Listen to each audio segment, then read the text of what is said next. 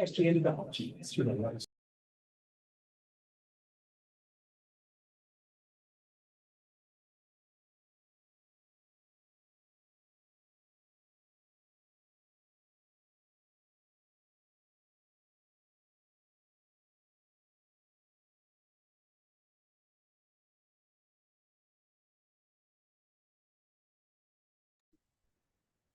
We are going to go ahead and call this meeting to order. It is 5:02, so we do want to start on time. All trustees are present. So trustees 1.1, we have 2020 VCCD ground rules and 2022 board vision. So we may reference our rules throughout our meetings. We have 1.2, Chancellor's recommendation of the agenda. The Chancellor is in present at this moment, but just coming out of our meeting. I will turn to Cynthia. Would it be Cynthia? So recommendation of the agenda as submitted. Thank you. Thank you. 1.3, changes to the agenda, consent items to be pulled. As you can see, trustees, there was additions. We have 2.3, public employee discipline dismissal. Item 2.4 was also added, public employee performance evaluation, Chancellor. Item 6.1, attachment added, Oxnard College Associated Student Government monthly report. Item 6.4, attachment added, Ventura College Classified Senate monthly report. Item 19.2, attachment added, Chancellor's report. And item 21.1, attachment added, annual calendar of board items.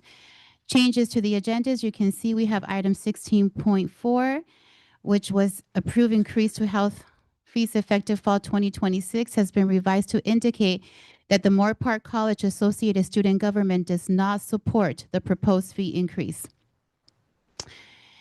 And I believe there was going to be also under this item, Chancellor, we're under changes to the agenda, consent items to be pulled. I believe there was another item you were interested in pulling. Ask for clarification under 16.4. It sounded like you said that the Moore Park Government Associated Student Government does not support the proposed fee increase. Correct.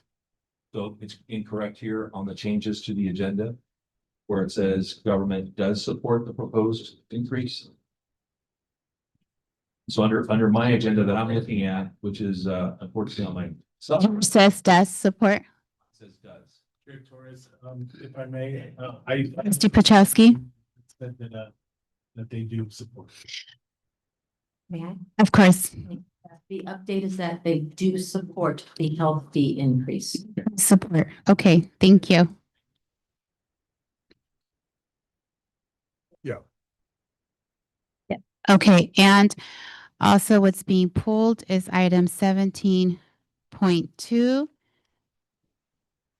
which is action to approve board resolution to lay off classified employees. At this moment, board will not be taking action, and this is being pulled from the agenda. Trustees, any items that you'd like to trustees? Is that being pulled off of the consent calendar, or is that being removed from the agenda altogether? Chancellor? Which one? 17.2, resolution layoff classified employee. That is an action item that's not on the consent. Okay, and so it's being removed altogether from the agenda. 17.2 is Thank being you. removed from the agenda. Okay. Trustees, anything that you'd like to have removed from the consent calendar?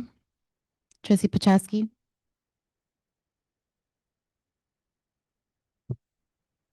Chair Torres. I didn't hear that. Which one? Item 13.1 by Trustee Pachowski. Trustee Lichtel? I seem to be having some confusion whether we say we're pulling or removing. And so under the consent calendar, I would like to pull for discussion, item 11.2. Okay, item 11.2 is being pulled from the consent item by Trustee Lichtel. Chair Torres, Trustee Chancellor? I please pull 10.3 from the consent calendar.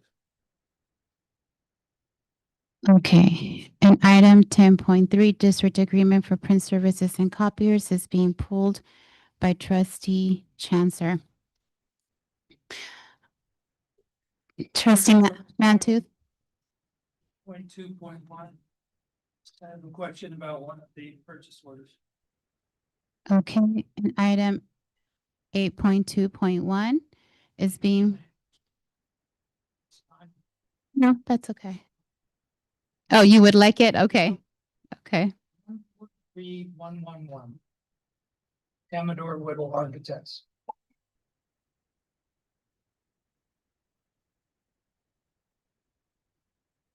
Okay.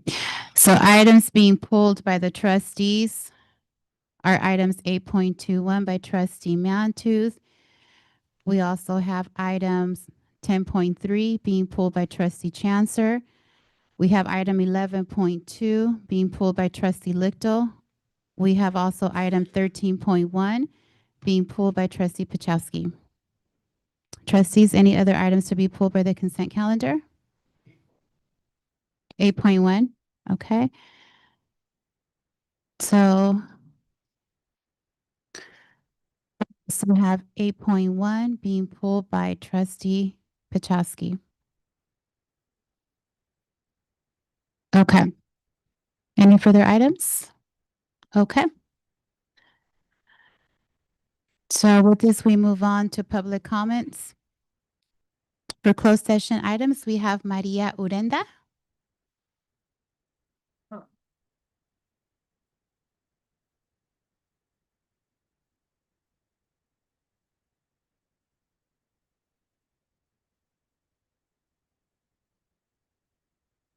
Board of Trustees and Chancellor McLennan.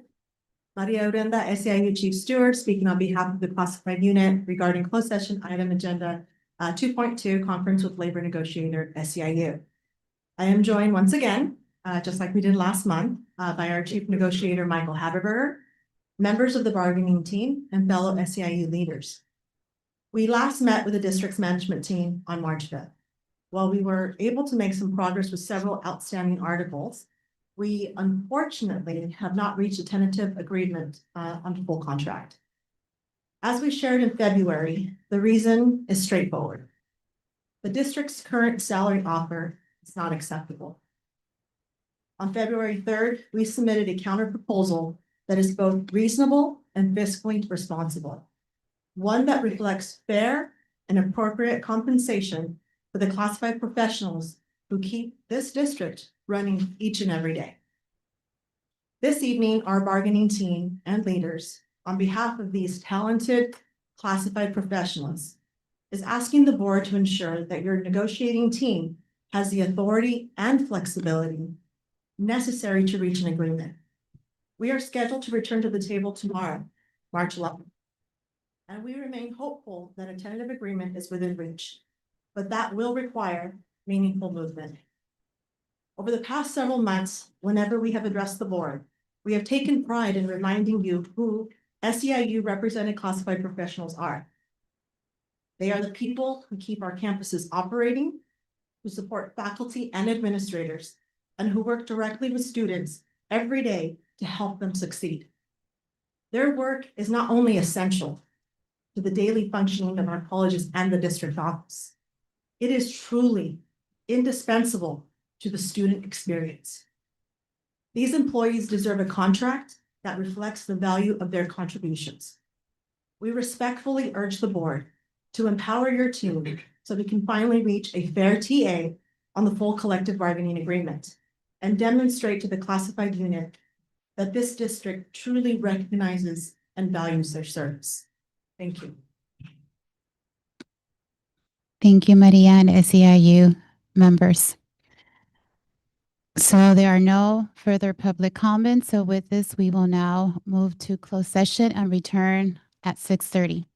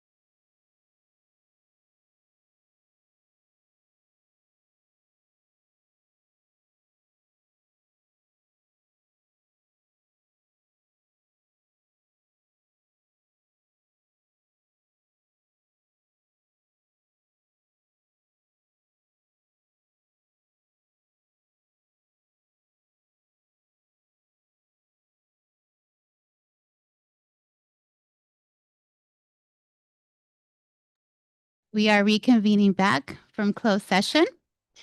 And I am going to ask Trustee Mantooth if he can lead us in the pledge to the flag.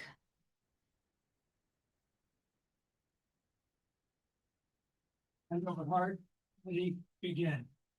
I pledge allegiance to the flag of the United States of America and to the republic for which it stands, one nation, under God, indivisible, with liberty and justice for all.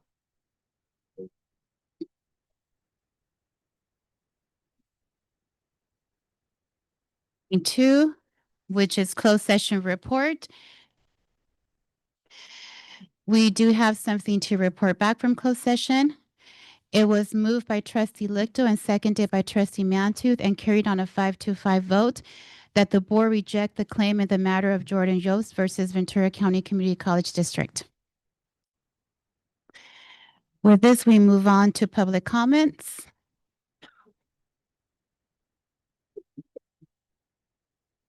And we have Jeanette Lopez, followed by Jacqueline Ta.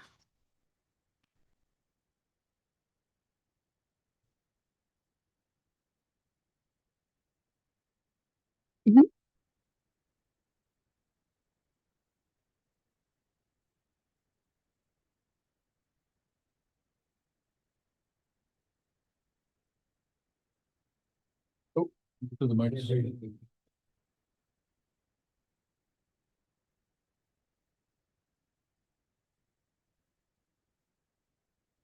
Don't think it's on.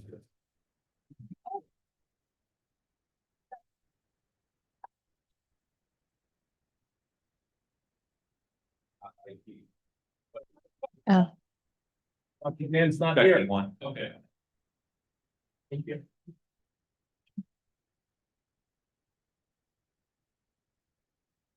thank you. Okay, thank you.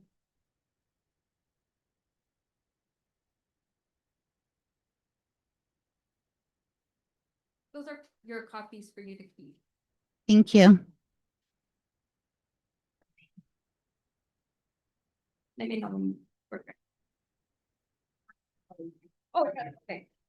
I am up here for two reasons. I received a scholarship for 7,500 and only received 5,500. So I'm just wondering about the other 2,000. So I could continue my education with. So, and also, I reached out to Oxnard College. I reached out to the professors, and I still don't have anything in return. So my second complaint is with one of the professors that I had classes with, Professor Zonnery. She suspended me from one of my classes 2 semesters ago for a whole year. And when I checked my records for financial aid, it showed that I had a withdrawal, which I didn't indicate. I then went to the college and wanted an explanation because I didn't withdraw myself from that situation. Yeah. But more importantly, there was another student that was in leadership, and she was placed in my group during Ms. Honoree's class, and she was intoxicated, and she was high, and she was also in an all-girl group home. I asked Mrs. Honoree not to place me in the group with her, and she ignored my request. Moving forward, I reported it to staff, president, everybody, so it seemed to not go in my favor. So at this point, I know Ms. Donnery may be a good professor, but as far as my treatment in class with her, feeling intimidated, feeling belittled, and using other students to be placed in my group that I didn't learn from, took away my part from my education. I just wanted to share that. I appreciate your time. And I have the copies of with the attachments with all the confirmations from my email. Thank you, Jeanette. We have your copies and our chancellor does as well. Thank you. Oh. And then I'll make a copy for myself. Jacqueline Tan and followed by Josiah Solorzano. Good evening, everyone. I'm here to read a letter from a concerned member of Classified at Oxnard College.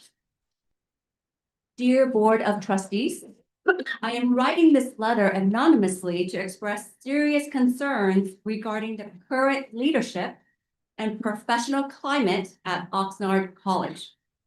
This anonymity is necessary due to an environment that's characterized by fear and intimidation, where many classified employees believe that coming forward by name would result in professional retaliation. Recent events have highlighted a significant decline in institutional trust, while President Gonzalez had made attempts to address these challenges. The prevailing sentiment among staff is that these efforts have been insufficient to repair existing damage. Trust in leadership has reached a critical low, resulting in diminishing morale and a widespread lack of confidence in the current administration's ability to lead effectively. Furthermore, there is a concerning pattern of behavior regarding the stifling of professional discourse. Education relies on the free exchange of ideas and critical thinking. However, there is an observable trend where staff members face disciplinary action for expressing views that do not align with the top leadership.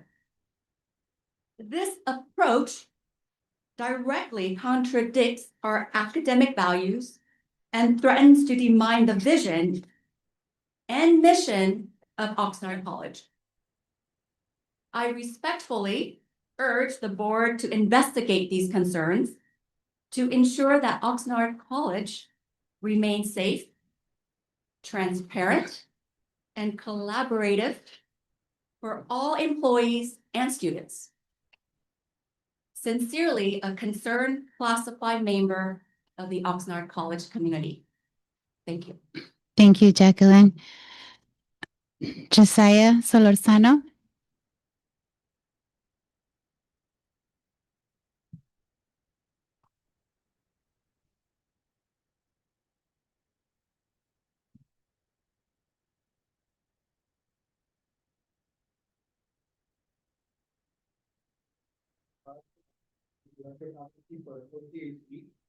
I'm here to speak on behalf of student director regarding agenda item 16.5. Actually, to increase the parking effective parking weeks. Last week from March 3rd to March 6th, PLCAD surveyed 44 students on a proposal to increase parking. In the survey, we provided a proposal draft of students to read, and 86% read the proposal. 54% stated they understood what they read. 25% stated they were unsure. 20% stated they did not understand. Of the 44 students, 95.5 feel the fee should not be increased. The remaining 4.5 are neutral on the matters. 92% of students drive to school, 92% parking on campus. 8% don't park. When asked if you not park on campus, is there a specific reason we don't? Students said, I only parked on campus when they had a grace period when they didn't post parking fee at all. But once that period of time was up, I did not have the financial flexibility to pay for the parking, so I started parking wherever I could find parking. Sometimes I was across the street on roads, and I was poor at the college park. Out of 8% of the students stop parking on campus, 50% of students park on roads. 24% college park, which is nearly almost half a mile away from the closest instructional building of PDA. 25% park elsewhere. When asked, do you park on campus, how safe do you feel in the parking lot? 42.4% said they feel very safe. 34% they feel somewhat safe. 50% said they feel either safe or unsafe, and 7.9% saying they feel somewhat unsafe. Lastly, when asked, do you have any other feedback we'd like to provide? Students share. last semester, I was hitting the parking lot, the police told me that the cameras do not work. And so you guys want to increase the cost? The payment machines are not enough, meaning there is not enough for them. They have many points on which they need to work before increasing costs. Another said, if $3 increase is silly and unnecessary. Why do the campus police need more funding for? Can a reason for that be released? Another student said, please make a specific parking lot for staff and fix the lights for students who take night classes. Another student said, I think if the fee is increased, it should maintenance and operation of the parking lot should be prioritized and not for police officer salary in the parking. Another said, when I have classes that end later or past sunset, I have to walk back to my college at the college park. I get very nervous if no one's around. The walk to the college park alone at 8:50 p.m. is very uncomfortable, especially when most of the day college parking is almost empty and they have lights at the college parking structure, but the second I have to cross the road and go to the college park, all the lights disappear and I'm walking in the dark. Finally, the last student said, the district should look into working with the city of Austin to transform the parking lot to an expansive transportation center that they can travel, can travel between all three colleges. This will serve the students, the tri-system college system, and the community at large greatly. Thank you, board, for your time. I hope you can say to the student what's here. Josiah. And this concludes our public comments. And so now we move to 4.1, acknowledgement of new employees. We welcome all of the new employees who have joined the Ventura County Community College District family. We are very happy to have you join us in this wonderful work that we do with our students and our entire community within the Ventura County District. We also have 4.2, recognition of Ventura County Community College District retirees. And I know they will be recognized within the different reports. And so we thank them for their many years of service to our community college district. I know they will be very much missed by our community, specifically each one of their respective colleges. 4.3, there's no items for acknowledgement of guests and special recognitions for tonight. And then we move to 4.4, which is the action to endorse the 2026 VCCCD Classified Employee of the Year nominee for the California Community Colleges Classified Employee of the Year Award. And so we're going to take the opportunity to read each one of the narratives because we are extremely proud and honored of the work that you have done and that you have been nominated by your colleagues. So I have invited each one of the trustees to join me in being able to read your narrative. This is one way to honor and celebrate what you have done. And so I am going to begin. So the Board of Trustees acknowledges VCCD Classified Employee of the Year nominees for 2026. These individuals have earned the commendation of their peers and represent the best of VCCD classified employees. Trustee Lictor. Thank you, Chair Torres. It is my pleasure to announce and introduce the District Administrative Center nominee, which is Diana Martin, works in the marketing. Who works in marketing, communications, and website design coordinator. And Diana, would you join me up here, please? We'll kind of make this like a game show type situation. So I do have a write-up that was provided that I'm honored to read on her behalf. Diana Martin is a dedicated leader whose artistry and professionalism shape how the district tells its story through projects such as the Training and Organizational Development Guide and the Personnel Commission annual report. She transforms complex institutional messages into clear, engaging materials that inform and inspire our community. Wish I would have written this myself. Known for her reliability, technical skill, and collaborative spirit, she ensures our materials reflect and represent our diverse audiences. As a founding member and current president of the Classified Senate, and as Director of Communications for the California Community Colleges Classified Senate, Diana also advances the voice and visibility of classified professionals locally across California, leading with quiet strength and a commitment to collaboration. And whoever wrote that loves you. Can I know who wrote this? Because that is very, very well written and certainly reflects. Go ahead. Allie Frazier. Well, Allie Frazier did a wonderful job and congratulations. Congratulations, Diana.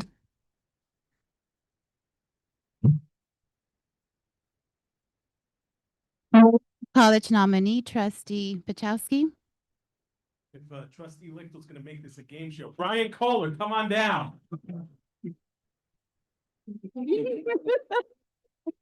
Brian here. Brian Kohler demonstrates a strong commitment to guiding students towards careers in technical theater. His expertise has supported curriculum revisions, the development of new courses, and strengthened community partnerships. He provides students with a clear pathway into the field while holding them to industry standards and supporting their individual learning needs. By fostering a collaborative and creative environment, Brian helps students build leadership and communication skills, essential to the profession, while helping students grow both as theater professionals and as individuals.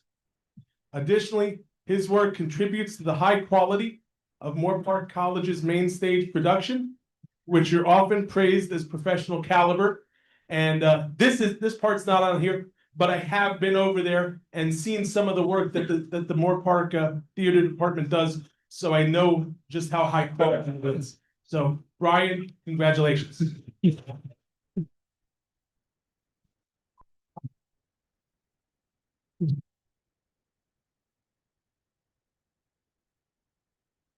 Our college nominee, trustee Mantu.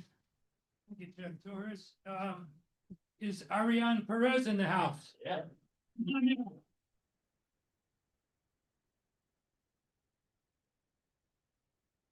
Go Condors. Ms. Perez is an office assistant at OC. She exemplifies an unwavering dedication to student success, equity, and access at Oxnard College. As an office assistant in the Career Center and scholarship coordinator for the Oxnard College Foundation, she removes barriers for first-generation, low-income, and underrepresented students. She has transformed the scholarship process by redesigning applications, refining policies, and extending timelines, making it more inclusive and accessible. Thank you. Ariane supports students holistically, ensuring they feel seen and empowered through her leadership as classified Senate Secretary as well, former Tri-Chair of the Student Equity and Success Committee, and participation on committees like the Institutional Effectiveness Advisory Committee. She consistently advances Oxnard College's diverse student population. Her professionalism, compassion, and integrity make her an indispensable member of the campus community, and it is easy to tell the truth. Congratulations.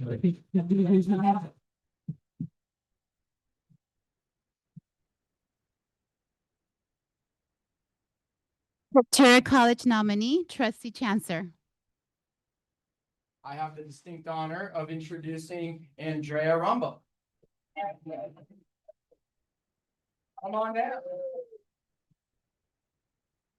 Okay, ready? Yeah. All right, here we go. Andrea Rambo provides steady leadership and stability to the president's office through her commitment to excellence and collaboration. With a broad campus perspective, she ensures leadership, decisions, communication, and coordination positively shape the student experience. She facilitates collaboration across academic affairs, student affairs, and administrative services, supporting initiatives that are inclusive and responsive to student needs. Whether coordinating commencement, district efforts, or regional and national engagement, she represents Ventura College clearly and professionally.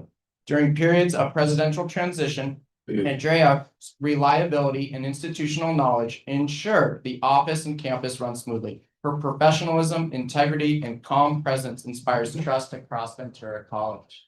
Congratulations.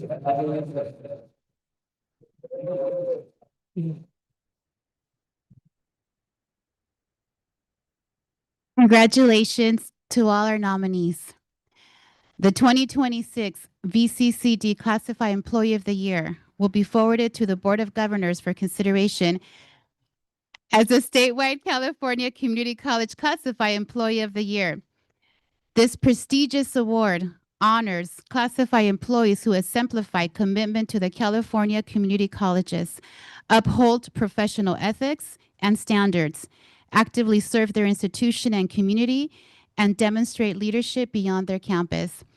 And it's not written here, but most importantly, this person embodies an amazing heart of compassion, of empathy, student-centeredness, and justice for all of our students. So now, drum roll, the 2026 VCCD Classified Employee of the Year is Ariane Perez.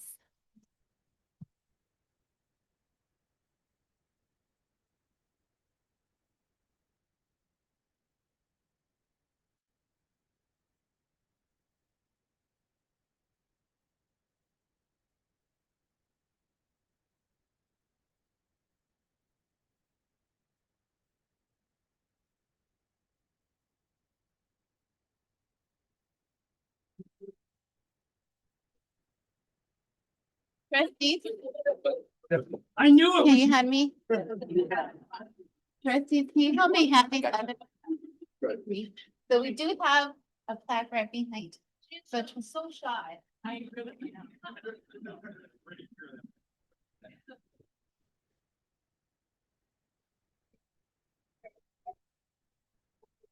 And so we do have for other nominees, we have plaques for you that we.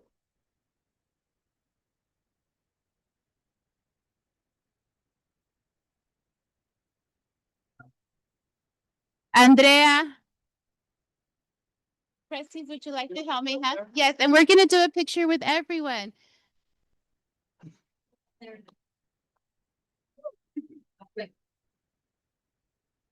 Thanks, Rick. You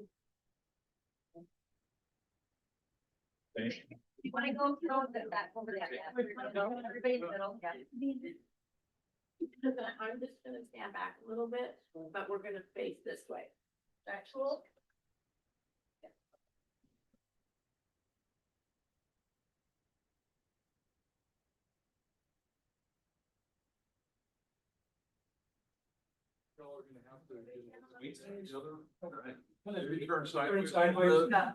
Thank you.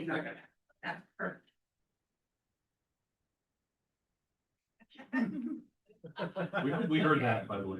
Hang on. Okay, one, 2, 3.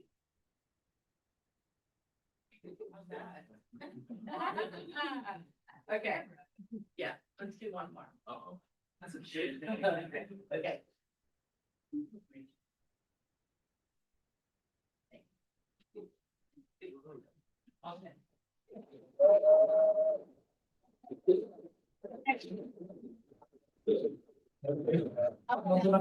They can hear me.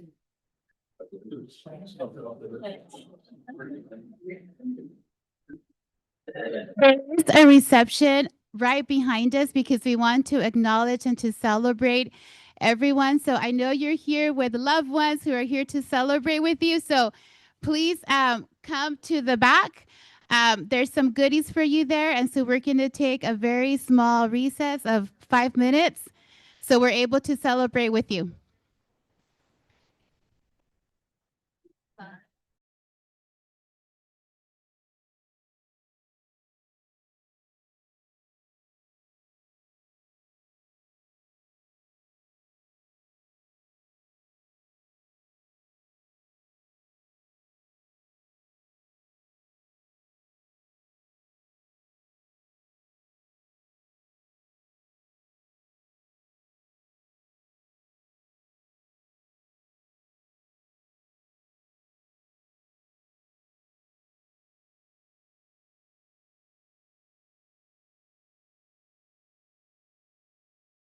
Be respectful of the 5 minutes that we said we would take because I know there's individuals that are here and have a time that they need to go home.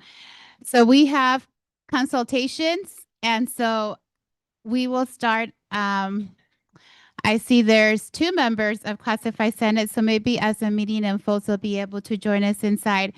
So I see that we have, I'll start with Moore Park College consultation.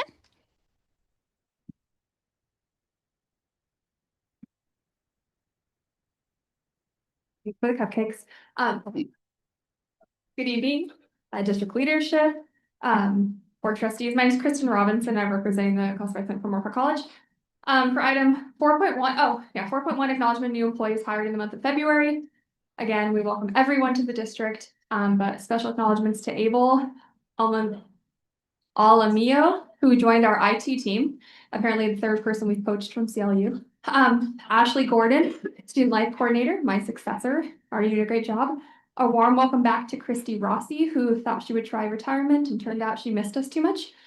Damian Gonzalez, Student Services Assistant, and Leslie Mills, Evening and Weekend Attendant. Congratulations to these committee members. We look forward to their engagement with the Classified Senate. For 4.2, recognition of VCCD retirees. Congratulations to chemistry instructor Daniel Evans, who's already partly through his retirement after 25 years with Moorpark College. The list of nominees for 4.4 action to endorse VCCD Classified Employee of the Year was stellar. I'd like to especially congratulate Moorpark College Performing Arts Technician Brian Kohler for receiving this recognition on our campus. Brian's nomination submission recognized his contributions to curriculum development and aligned curriculum development to align technical theater courses with career pathways. His proactive fostering of strong collaborative theatrical relationships with K through 16 partners in the broader community. His willingness to go the extra mile to ensure students gain practical experience that complements what they're learning in the classroom and within theater productions, and his unwavering commitment to go above and beyond for the students he supports, among other attributes that align with the college district and state goals and values. For item 13.2, establishment of a student services assistant at Moorpark College, this position would provide crucial support to both the career services team and the math, engineering, science achievement program at Moorpark College. For item 14.1, action to approve VP 3550 drug-free environment and drug prevention program. As somebody whose life has been personally affected by somebody's opioid use, I really support this policy and the revisions. But the revised policy calls upon our student health centers to expand their services related to opioid overdose, including participation in the naloxone distribution project, which will require staff to develop an inventory and tracking of naloxone received through the program, distribution plan for it through the program, and number of overdose reversals reported. This additional work, as well as the increase in demand upon student health center staff for mental health services, vaccinations, and other services, is just one reason why the trustees should consider approving the nominal fee increase proposed in agenda item 16.4, action to approve increase to student health fees. And lastly, 15.2, action to approve reaffirmation of resolution recognizing Women's History Month. Thank you for recognizing the contributions of the women within our district. Thank you. District Administrative Center. Good evening, Board of Trustees, Chancellor McLennan, Student Trustee Ayash, and members of the public. My name is Diana Martin, and I serve as the Classified Senate President for the District Administrative Center. Item 4.1, acknowledgement of new employees. On behalf of the DAC Classified Senate, I'd like to congratulate all employees who were hired or promoted last month, and especially welcome two new colleagues at the District Administrative Center, and that's Amanda Gunnarsson, Accounts Payable Technician, and Diana Santa Cruz, Purchasing Specialist. We are excited to have them join our district community and look forward to the contributions that they will make in supporting our colleges and students. Item 4.4, 2026 Classified Employee of the Year. I'd like to congratulate the nominees for the 2026 Classified Employee of the Year. Brian from Moorpark, Ariane from Oxnard, and Andrea from Williams Coast. I also want to acknowledge the nomination from the District Administrative and my sincere thanks to my colleagues for their support. It is an honor to be nominated alongside such dedicated classified professionals. And congratulations to this year's nominee, Ariane Perez, who will represent VCCD at the state level. Item 13.1.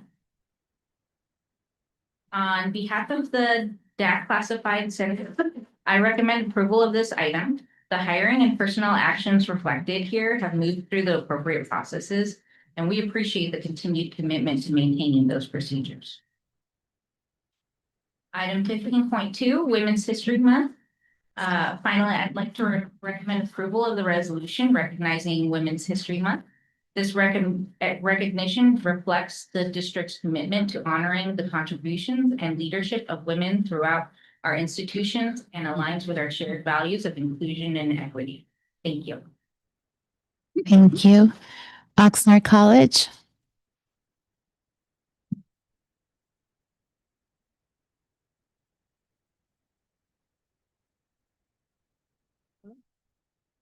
Good evening, Chancellor, Board of Trustees, and guests. I am Leva Fa'asua, the Oxnard College Classified Senate Vice President. I will be providing consultation on the following items. 4.1, the acknowledgement of new employees. We'd like to welcome Claudia Trejo Marquez. She was previously a provisional custodian at Oxnard College, but is now a permanent custodian. We are thankful for all of her work and excited to bring on a new classified professional on board. 4.2, the recognition of retirees. I'd like to congratulate Tina Knight, the Director of Institutional Advancement and Community Relations. She will be retiring at the end of the month, and we wish her well, all the best retirement has to offer. Next agenda item is 4.4 and 4.5, the action to endorse the 2026 classified employee year nominees. We'd like to congratulate the 2026 Classified Employee of the Year nominees, especially Ariane Perez, OC's Office Assistant and Classified Senate Secretary. Not only has her hard work and dedication been recognized and celebrated at OC and the district office, but she will now move forward to represent the district at the state. The next agenda item 11.2, ratification of new contracts. We, as Classified Senate, are in support of the ratification of the one-time emergency funds for the DREAM resource. 15.2, action to approve the reaffirmation of resolution of recognizing Women's History Month. We fully support the resolution recognizing March as Women's History Month and values the district recognition of the vital contributions women make to education, leadership, and service within our colleges and communities. The 16.4, action to increase the health fees. We are in support of 16.4, action to approve the increase for health fees.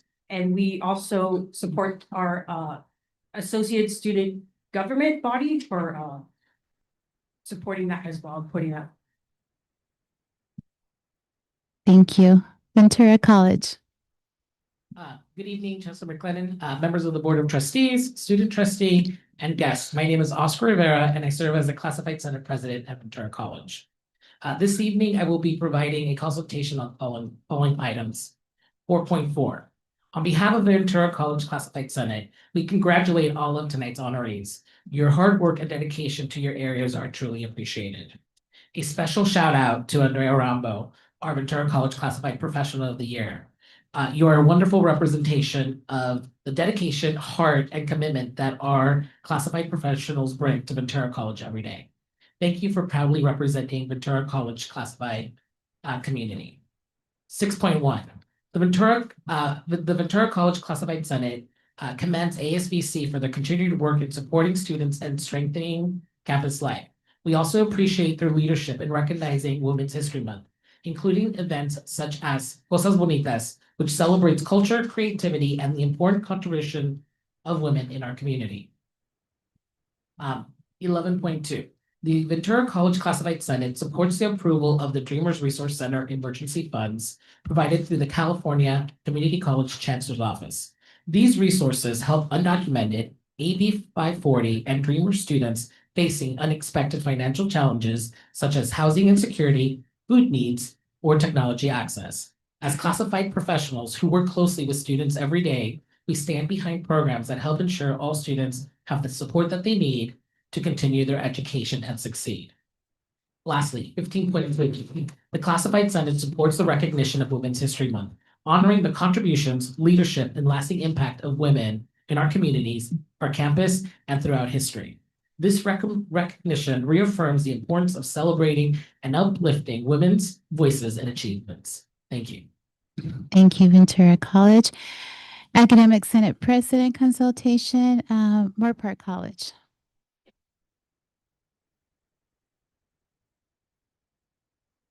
Good evening, Chancellor, trustees, colleagues, students, and guests. My name is Nicole Block, and I am the Academic Senate President at Moore Park College.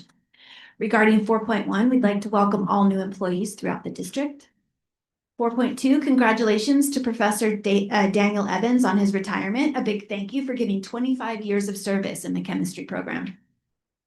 4.4, congratulations to Ariane Perez and to all the nominated classified employees of the year, with a special shout out to Moorpark College's Brian Kaler, Performing Arts Technician 2. Brian mentors theater students and teaches them the hands-on skills required to create the amazing sets with high production values that we see in the Performing Arts Center. He goes above and beyond and also collaborates with the multicam television productions in the FTMA TV studio. Congratulations, Brian. And I've been asked to give a shout out to In the Heights. It opens on March 12th and runs until March 29th. And you can come see Brian Kaler's Broadway-like designs, his expertise at building and painting sets, and his at times inane dedication to his students that our theater program is which helps our theater program be so incredibly robust. 13.1, we support the approval ratification of all the personnel actions in compliance with ACCJC accreditation standard number 4.5, which states that the governing board gives the CEO full authority to implement board policies and ensure effective operations and fulfillment of the institutional mission. 15.2, we'd like to thank the Board of Trustees for celebrating Women's History Month. I'd like to take a moment to share a powerful quote and a little bit of research. Here's a quote from tech executive Sheryl Sandberg. She says, "We need women at all levels, including the top, to change the dynamic, reshape the conversation, to make women's voices heard and heeded, not overlooked and ignored." Harvard Law School did a study called Gender Diversity in the C-Suite in 2023. Research shows that adding women to the C-Suite, like CEO, COO, changes how companies think. Simply put, women in executive leadership is good for business. And yet women are still vastly underrepresented in the top leadership teams at America's largest public companies. Harvard found that men are 2.5% more likely than women to be executives in the top leadership teams. The roles in which women are well represented are those that hold far less power and influence, highlighting the limitations of gender diversity and the perceived value of women in these organizations. In the 2023 American College President Study, ACPS, it shows that the gender gap also persists in higher education leadership. Though the number of women presidents has grown slightly, 2.7% since 2017, they remain significantly outnumbered by men 2-to-1. This disparity is even larger for women of color. Higher education today noted that as we think of how best to close this gap, women tend to have different career paths to the presidency compared to men, often rising through the academic ranks rather than coming in as external hires. Higher education today also noted the importance of mentors and peers, especially other women leaders in their journeys to the top. So as we celebrate the accomplishments of our friends, family members, and colleagues who identify as female this month, let's recognize that there are still significant gender gaps in the workforce for women. As leaders in higher education, let's work together in March and throughout the year to help close this leadership gap, especially for women of Ventura County. 18.1, 18.2, 18.3, I'd like to remind the Board of Accreditation Standard 4.1, ACCJC standard reads, "The institution upholds an explicit commitment to principles of academic freedom, academic integrity, and freedom of inquiry." Academic freedom, as defined by the American Library Association, states that it is the conviction that the freedom of inquiry by faculty members is essential to the mission of the academy as well as the principles of academia, and that scholars should have freedom to teach or communicate ideas or facts, including those that are inconvenient to external political groups or to authorities, without being targeted. We support the approval of the curriculum approved by the District Council on Curriculum and Instruction, the department chairs, the deans, the college curriculum committees, and the college tech committees. And we thank you to all the hardworking faculty and managers and committee members who reviewed the curriculum to ensure it meets all the requirements for approval by the state and our transfer partners. Thank you. Thank you, Moorpark College. Oxnard College. Good evening, trustees, Chancellor McLennan, and student trustee Ayash. 4.1, acknowledgement of the new classified professionals. Welcome to the district. 4.2, recognition of our retirees. I want to acknowledge Tina Knight, Director of Institutional Advancement and Community Relations. Thank you to Tina for her dedication and service to the college. in helping secure grants as well as recognitions for the campus. She will be missed. Well wishes on her travel and all of her other plans. 4.4, action to endorse the classified employee nominees for the California Community College's Classified Employee of the Year Award. Congratulations to all nominees: Diana Martin, Brian Kohler, Andrea Rambo, and especially Oxnard College, Ariane Perez. Ariane is a highly collaborative and extremely skilled professional. She's the kind of colleague everyone wishes to have. But more than that, she truly exemplifies a student-centered professional that all of us could aspire to be. I've worked with her as a co-chair on committees or a tri-chair, and just many other projects that brushed up with the various roles that she plays and the work she does. She is always calm, professional, polite, caring, compassionate. And so definitely, overdue to give her her flowers, literally and figuratively. 15.2, action to approve reaffirmation of the resolution recognizing Women's History Month. I want to thank the board for their resolution and just reaffirm that when we have these resolutions, they're not just words, they're lived in the choices that are made in leadership and hiring throughout our district and the role models that we set forth for our students. 18.1 to 18.3, action to approve all 3 colleges' curriculum. I want to speak in support of all of the curriculum submitted by all 3 campuses. I want to acknowledge faculty expertise, time and effort, and patience, and collaboration that goes into these submissions. Writing new curriculum is a lengthy process. It passes through many hands at the local level. And I'd like to take a little time to summarize the careful steps these submissions have gone through before reaching you tonight. So first, faculty identify a need for a new course or a certificate and/or a degree. They then draft the proposal, including the course outline of record or program outline. Then there's a department and/or discipline review and approval within that academic unit. It's followed by a technical review. This is conducted, and some campuses do it, have more people, more hands involved, but generally conducted by curriculum specialists, an articulation officer, administrators, sometimes even librarians who check for compliance and the details. This is followed by the curriculum committee review.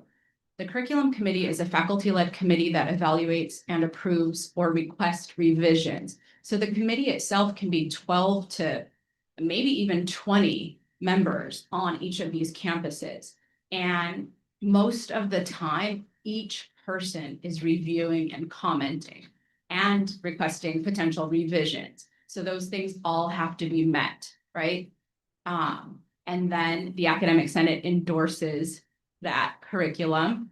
It's like baking something. It's fully ready, we're ready to take it out. Eventually, it gets administrative review and approval, typically the vice president of instruction or chief instructional officer or VPAA, and then it arrives here to you tonight. So I just want to express my support for that process. Thank you. Thank you. Ventura College. Good evening, Chancellor McClellan, trustees, and student trustee Ayash. I'm Jennifer Garner, Academic Senate President at Ventura College. Agenda item 4.4, the Ventura College Academic Senate is pleased to extend its congratulations to all nominees recognized for the California Community College's Classified Employee of the Year Award. We wish to offer particular recognition to Ventura College's own Andrea Rambo, whose exemplary dedication and professional expertise make her a most deserving honoree.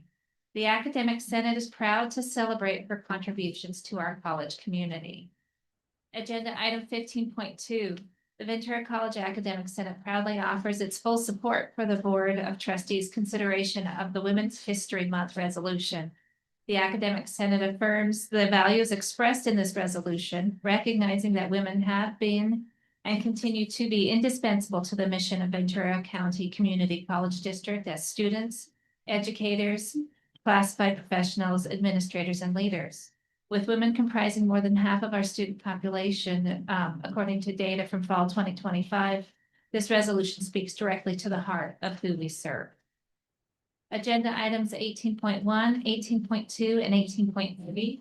The Ventura College Academic Senate recommends board approval of the curriculum submissions presented by all three colleges. Each submission has been developed in full adherence to California state requirements and has followed the district's established faculty-driven curriculum processes, including local review and approval through the District Council on Curriculum and Instruction.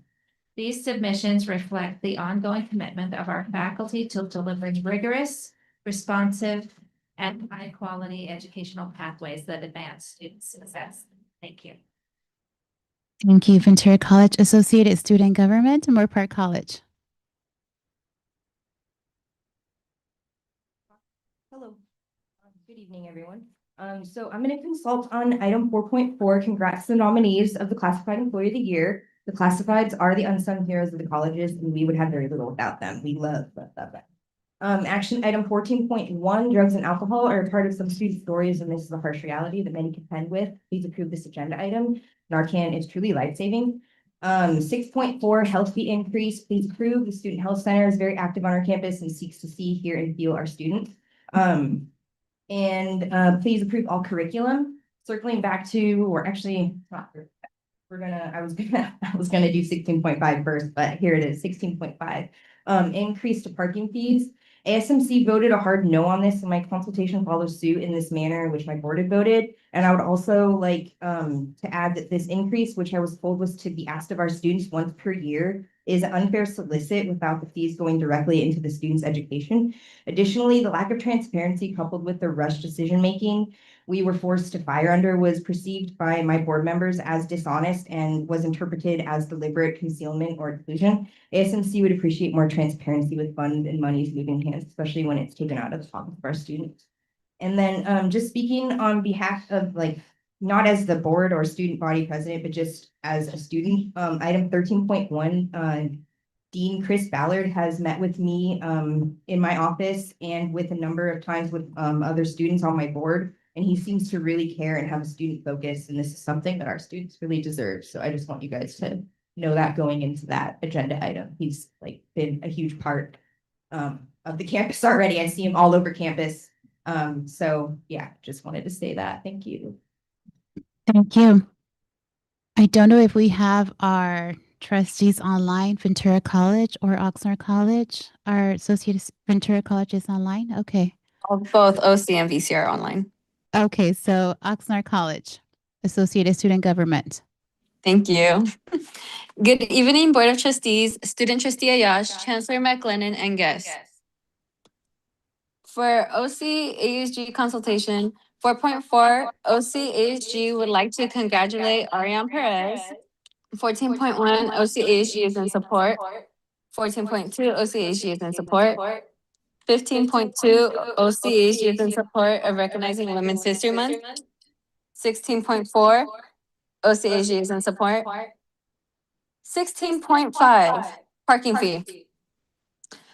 OC ASG is not in support of the parking fee increase.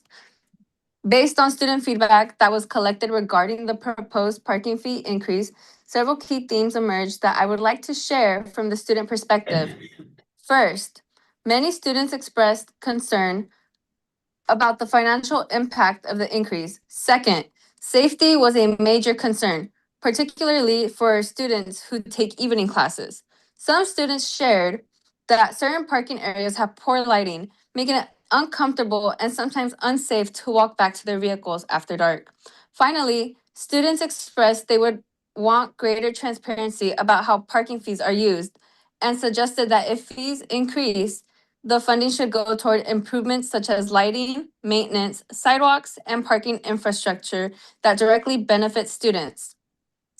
During Chancellor Consultation Council, it was shared that last year approximately 75 to 100% of the parking fee revenue was allocated to police services, as parking lot maintenance costs were temporarily supported through an infrastructure grant. However, because it went through infrastructure funds, it had to go through prioritization, which means there are no guarantees of repairs depending on other college needs. From the student perspective, parking facilities already have a dedicated funding source through parking fees, and those funds should be prioritized for the ongoing maintenance and improvement of parking areas instead of funding police services. Utilizing the parking fee revenue for these purposes would also allow infrastructure funding to be directed toward other areas of campus that may not have a dedicated funding source. Overall, students are asking that their concerns about cost, safety, access, and transparency be considered as these decisions move forward. Thank you. Thank you, Oxnard College, Ventura College. Hello, good evening, Board of Trustees, Chancellor McLennan, Student Trustee Ayash, and guests. The first item I'll be consulting on for tonight is 4.4. Congratulations to all the nominees, and a special shout out to Andrea Rambo for being recognized as Ventura College's Classified Employee of the Year. Her knowledge, dedication, and consistent support of students and our colleagues makes this recognition truly well deserved. Item 14.1, ASVC is in support of this approval. 15.1, on behalf of the students, we support reaffirming this resolution recognizing Women's History Month. It also supports our district's values of inclusion, equity, and respect for everyone's contributions.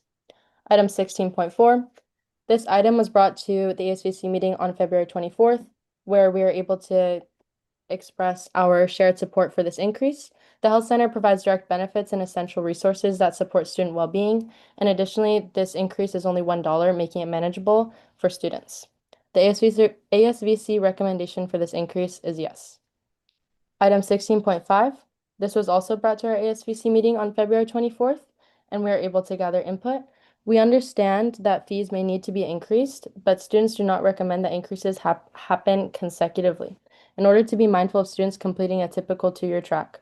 We also urge you to be transparent in the use of these funds. The ASVC recommendation is no. And ultimately, item 18.3, we support the approval of this item and appreciate the faculty's efforts to expand and include our honors courses. These are great opportunities for students and enhance our academic experience. Thank you. Thank you. So with this, we move on now to reports. So all trustees have received your reports and have had the opportunity to read them. However, we do allow members, if they wish to add anything or highlight any information from the reports. And we will start with our college-associated student government. Moorpark College, anything you wanted to highlight? Yes. Okay, hi. I just wanted to preface this report, just a short apology regarding sending in my board reports. I wasn't here last week because I was sick. It's not a good excuse. I didn't send one in this week, so I won't try to make one up, but it won't happen again. So just starting with that. I did want to discuss a couple things just really quickly because they're really interesting. But I met with commencement work group on the 19th and we discussed our Bachelor of Science graduates. So that'll be really interesting for our graduation ceremony this year. And then the ASVOD, I'm not going to say that, I already said that. Let's see. ASMC will be hosting a STEM fair on April 15th. And then there was a little bit of concern regarding the AP-BP 3930 display of flags. But I guess more shall be revealed with that. And then the associate student elections are happening right now, so that's really exciting for us. And then ASMC Scholarship Committee is underway and is very excited to share our awardees this April. There are some really amazing students at our schools that have some really interesting and amazing comeback stories, so that'll be really, really cool when they get their awards. And then I just wanted to also shout out to our student trustee. We had a really great staff meeting. And Amir, that's really appreciated. Like you came in and you really listened to us. And that was like, there was nothing more than we wanted. That was the perfect meeting. So thank you. You had your agenda ready to listen to us. You asked questions and it was really, really wonderful to like have that space with you. So thank you. I really appreciate that. And I know that our students really deserve that. Thank you. Thank you. Oxnard College, anything else you wanted to highlight? Yes. Good evening, Board of Trustees, Student Trustee Ayash, Chancellor McLennan, and guests. This month of March, OCHG will be hosting a St. Patrick's Resource Fair on March 17th. And 10 students are currently on a conference trip, including myself at the Alliance of Hispanic Serving Institution and Educators, sponsored by ASG. In late March, OCHG will be attending the SSCCC General Assembly, an event focused on leadership development, advocacy, and student-driven decision-making. Thank you for your continued support of Oxnard College. Thank you, Ventura College. Yes. Thank you for reviewing the submitted report. I would just like to highlight our March events. This month, we'll be celebrating Women's History Month with our event Cositas Bonitas. Thank you to Classified Senate for the shout out. It'll be hosted at both our main campus and East Campus, where we have local women-owned vendors for everyone to enjoy. This will be, I believe, either our second or third year hosting this event, and it has been a wonderful time every year. And I would also like to shout out our athletics portion for this month. Typically, we share our tailgate event. However, we didn't have one. So we have a student athlete spotlight instead. Men's tennis student athlete Ablad was featured in this month's athletic spotlight because he was recognized for his active involvement across campus and his commitment to balancing athletics with academic success. Finally, I would like to echo Eva's remarks from our staff meeting last week. It was wonderful. Thank you, Amir, for your increased efforts. Thank you. Thank you. 6.2 AFT, anything to report? 6.3 SEIU, anything to report? Thank you. Good evening, Maria Urenda on behalf of SEIU Local 99, representing the classified unit. Earlier during closed session, we shared comments regarding negotiations and provided the board with an update as we continue working toward reaching a tentative agreement on the full contract. Send us good vibes. Tonight, we would especially like to take a moment to celebrate the incredible employees in the classified service who were nominated for the 2026 California Community Colleges Classified Employee of the Year Award. These nominations reflect the dedication, professionalism, and the heart that classified professionals bring to this district every single day. Thank you to Diana Martin, Brian Kohler, Ariane Perez, and Andrea Rambo for being recognized for this outstanding work you do in support of our students, our colleagues, and our community. We'd also like to extend our congratulations to Ariane Perez as they move forward to represent our district at the State Classified Employee of the Year level. We are truly honored and proud to work alongside you, and we wish you the very best of luck. Your commitment and service make our entire district proud. Thank you. Thank you. 6.4 Classified Senate President's Reports. Moorpark College, anything to report? In the spirit of recognizing the contributions of our classified employees tonight, thank you for reading my written report, but although our trustees likely read it already, I do just want to call attention to the fact that on March 3rd, we honored several employees at Moorpark College who have dedicated over 25 years of service to our institution, including a handful of classified employees, Angelica Ramos Navarro, who's a student services assistant, Ivan Small, who supports our IT team as a support specialist too, Maria Urenda, who is a financial aid specialist and our chief steward for SEIU, Kim Waters, technical data specialist and classified Senate treasurer, and Obi Yunan, who is a disability services technician.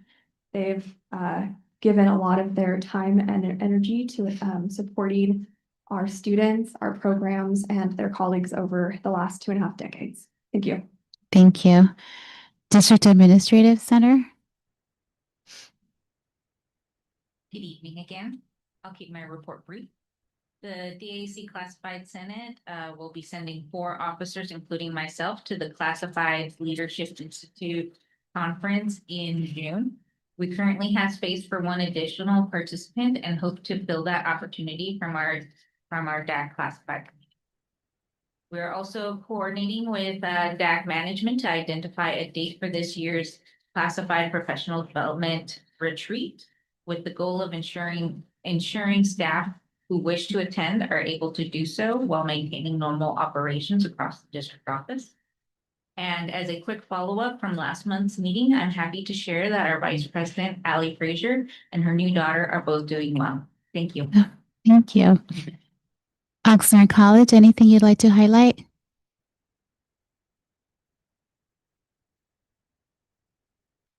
Hello. Good evening. For the Oxnard College Classified Senate, we will be reviewing and working to finalize its updated constitution and bylaws this month. The revisions are intended to more clearly define the roles and responsibilities of each officer and committee to ensure our work remains intentional, collaborative, and focused on the best outcomes for Oxnard College and classified professionals as a whole. We also anticipate beginning preparations for the upcoming classified Senate elections later this month. In February, the Classified Senate hosted a successful fundraiser in recognition of Black History Month. The event allowed us to celebrate and honor the contributions, history, and cultural impact of the Black community while bringing our campus community together in support of this important observance. March is Women's History Month, and the Classified Senate has launched a daily recognition series highlighting 22 women who have made meaningful contributions to education, leadership, and public service. Through this initiative, we hope to celebrate the achievements and lasting impact of women whose work continues to inspire our campus and broader community. Additionally, the Classified Leadership Institute has opened registration for its June 2026 conference in Riverside, California. The Classified Senate will be working to support attendance for as many classified professionals as possible, with priority given to Senate board members, conference presenters, and professional growth committee chairs and voting members. Participation in this conference provides valuable opportunities for professional development, leadership training, and collaboration with classified professionals from across the state. Thank you for your continued support of classified professionals across the district. Respectfully, Oxnard College Classified Senate. Thank you. Ventura College. Yes, I just wanted to apologize for the late report, and Myra, thank you so much for putting it in there. So that's it for us. Thank you. 6.5 Academic Senate President's Reports, Ventura College.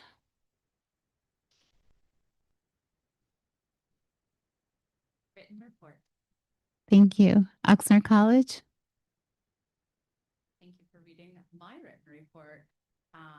I do just want to highlight the collaboration between Oxnard College, microbiology research students, and Voorhees University, who are working on some dental hygiene research and how it impacts Black and Brown communities. So it's a great collaboration, especially to highlight for Black History Month. I'll share a couple things that didn't make it in. We have 9 one-act plays next week, March 19th, 20th, and 21st at Oxnard College. So these are written one-act plays by Oxnard College students and their faculty leader, mentor. And also there's a class art show just opened today, and it will go through March 26th. It's called Artists Against the Machine. And I also want to,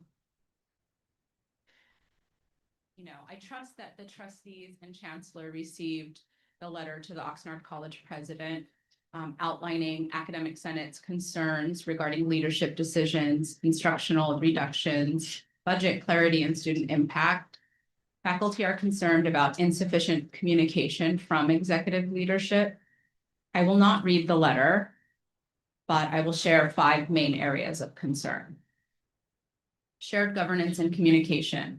Faculty are deeply concerned about major instructional and budget decisions being made without meaningful collegial consultation, as required by accreditation standards and Title V. Transparent processes and psychological safety are essential for institutional stability. Area 2, instructional reductions and academic impact. Large-scale course cuts affect curriculum, program viability, student access, and transfer pathways. Faculty request clarity on how decisions are being made. Third, fiscal transparency and budget modeling. The Senate seeks clear, accessible financial information, including the scale of the projected shortfall and other areas detailed in the letter, to evaluate whether reductions are fiscally justified or potentially counterproductive. Fourth, student access, equity, and long-term enrollment. Reducing sections when demand exists risks delaying student completion, diminishing key programs, and creating long-term enrollment decline. Instruction is the college's primary revenue generator, and cuts may worsen rather than resolve fiscal challenges. Lastly, community engagement and facility use policies. Recent changes to event space fees may hinder community access and student support activities. The Senate encourages reconsideration of the current fee structure and recommends returning to past practice by limiting fees for external partners to the actual operational costs to strengthen local relationships and support enrollment. Thank you. Thank you. Moore Park College. Hello, thank you for reading the Moore Park College Academic Senate written report. I would just like to also celebrate those who we honored with what we call a brick. It's their name and the date that they started, and it's now permanently installed near Fountain Hall at Moore Park College, and these are the faculty who earned it. So this is over 25 years of service to Ventura County Community College District. Sherry Reuter, who started in 98, Renee Conrad, 99, Mario Garcia, 99, Benino Vallejo, 98, Philip Abramoff, 99, Sil Bassi, 1999, Jennifer Suzanne Beal, 2000, Giselle Ramirez, 2000, Jill McCall, 2000, Jamie Maxey, 1997, and Anthony J. Wardzinski, 2000. So big thank you to those who have devoted so much of their life to our district. Thank you. Thank you. College President's Reports, Ventura College.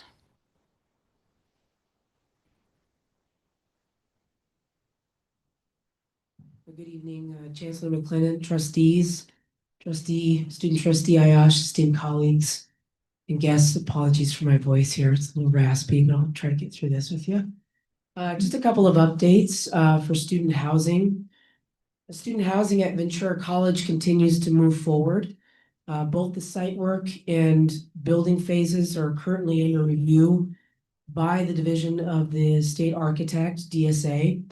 We anticipate receiving approval for the site work phase in the coming weeks, which will mark a really important milestone for us. However, the project cannot go out to bid for construction until the full construction package receives the DSA approval. So in the meantime, planning work continues.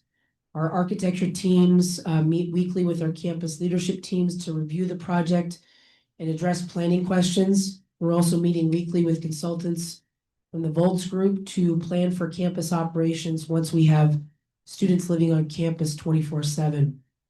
Over the next month, the team will begin developing plans for environmental graphics and building design signage, as well as furniture and fixtures for the facility. That process will include engagement with students, staff, and community members. We'll be installing a signage along Telegraph Road here coming up to help share information about the project with the broader community as well. So kind of planting our flag out there and letting folks know. So one additional update regarding your Board of Trustees, your report from me. The date mentioned in your board report for set sale registration events has changed from April 20th to Wednesday, April 29th and Thursday, April 30th. I just want to make a quick revision in your board report. So that's all for me. Thank you so much. Thank you. Moore Park College.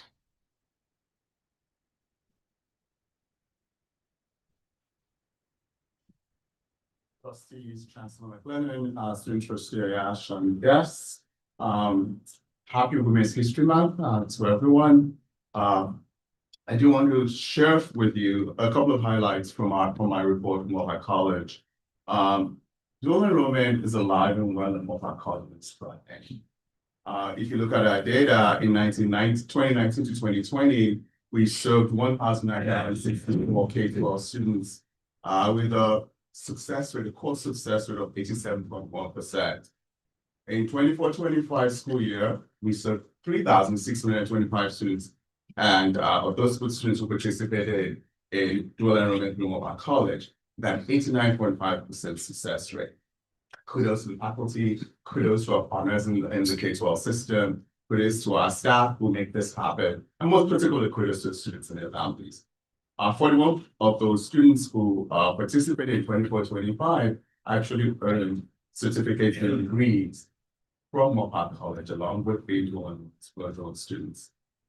I want to call out the fact that 438 of the students who participated in dual enrollment through Moore Park College last year actually then matriculated into Moore Park College. that's the idea, right? They start with us and end up trickling. So just wanted to shout out to our dual enrollment faculty, coordinator Laura Abalada, and the incredible team that made that work so well.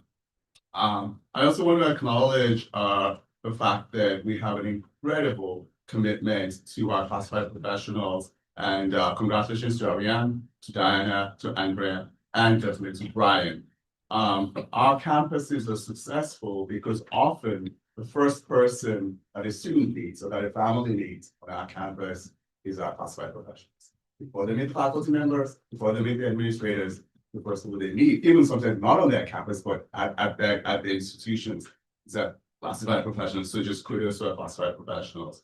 I also want to use this moment to acknowledge that our foundation, you'll be reading, I must have read the foundation audit reports, all 3 college campuses. And I just want to call out the fact that our foundation this month alone, or last month alone, provided the college with $247,000. Some of that money went to our scholarships, some of that money went to our engineering programs or arts programs. And we are really lucky to have a foundation that not only supports our students, but connects us to the community in a very vibrant way. And in the spirit of Women's History Month, I just want to say a very big thank you to those members of our campus committee who served on the Women's Her Story. We do Her Story, not His Story. Her Story Month. And those individuals are bringing to you 3 programs this next month. One starts tomorrow, which is a panel of leaders, women leaders on our campus. Nicole will be on that panel, as well as Aaron Snow, who's a faculty member, and Linda Resendez. And then we have an activity that I'm so excited about as a writer. I love when people invest in writing, which is the idea that our students today will be writing letters to women who will be our students in the future. And so that will be captured through our library and the work of our library. And then the 3rd program at the end of the month is to look at a career, which often is a career that attracts women, like early childhood education. It's look at the value of early childhood education and the work that the women, particularly in that industry and that sector, add to our lives and the lives of our community. So that's it from Moorpark College. Thank you so much. Thank you. Oxnard College.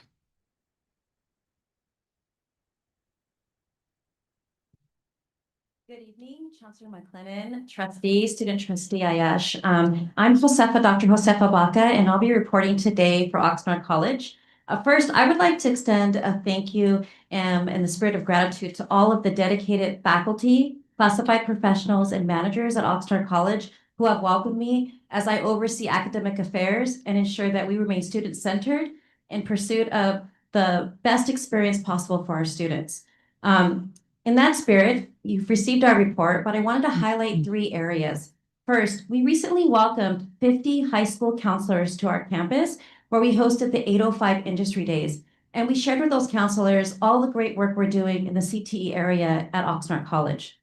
We also recently received a new bachelor's degree fully approved in applied advocacy and organizing.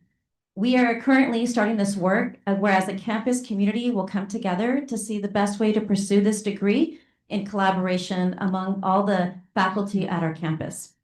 Additionally, I would like to tell you a little bit about the act that actually Dolores talked about, where our students wrote and will be performing 1 act plays March 19th, 20th, and 21st. And I would encourage you all to come out so that you can support our students' work. And finally, I want to congratulate Ariane Perez, Classified Professional Employee of the Year. You, Ariane, embody the spirit of Oxnard College. You've remained student-centered and ensured that we are able to serve the Oxnard community with the highest degree of service in academia. I want to tell you that you are the spirit of Oxnard College, and we appreciate you for all of your work. Congratulations to all those that were nominated this year. As Dr. Sokanu has already said, our classified professionals across all 3 campuses are our backbone, and we appreciate your work and contribution. Thank you. Trustee Chancellor. Questions, if that's okay, and comments. I want to thank Moorpark and Ventura College for the detailed information in regards to dual enrollment. And I want to highlight, I thought it was brave is the right word, but there was a line that referenced let's see here. It has to do with the CCAP students typically. Let's see if I can find it here. Full enrollment. Basically, it said that different students are taking the CCAP courses, and they're typically the more at-risk, socially disadvantaged and such. And then you also highlighted the actual number of self-select or non-CCAP students that are going out, get the terminology, yeah, self-select. And I think Ventura College mentioned it's up to 800 students. Is there a plan in the future? And I don't know more part in the report, and it was great, but it didn't highlight which ones were self-select versus. Is there a plan on the outreach side to get more students that maybe are at risk, socially disadvantaged, other forms to fall into those self-select courses? If that makes sense. Because those are the students that on their own, through either access, they know somebody, they've been encouraged by a parent, or as I'm doing to my own students or my own kids as a trustee saying, you're crazy not to take some dual enrollment courses in high school, and I have 2 that are going through. And I'm so grateful for that opportunity. My son breezed through and through the challenging courses and has excelled and is now applying to UCs and different colleges. He couldn't have done that without the dual enrollment pathway. But he also had a dad that's a trustee that is able to push him and encourage. I'm hopeful, and it's not tonight, but that we can sort of get some information at the board level about pushing or opening that access to other students that maybe would not fall into that category as it's stated in here. So that was just one point that I wanted to mention, but I really wanted to thank you for the information and the growth that's happening and from the faculty, managers, and also classified, because it was a challenging task to start the process. And just as it was mentioned, the first person that welcomed us on the campus were classified employees in the Welcoming Center and guided us very patiently through the process. So I wanted to highlight that. Thank you, Trustee Chancellor. District office reports, business services, anything you'd like to highlight? Okay. Dan Watkins isn't here. I was going to ask about IT. Human resources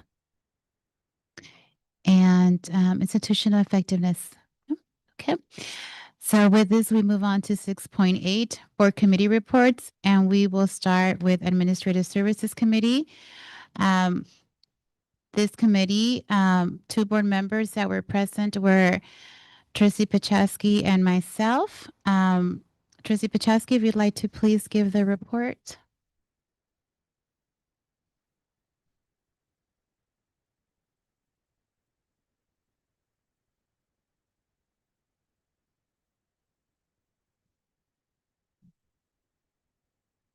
So this month's meeting, unfortunately, Trustee Mantooth was out of the country, so Trustee Chair Torres did sit in on his behalf. We looked at a couple different things.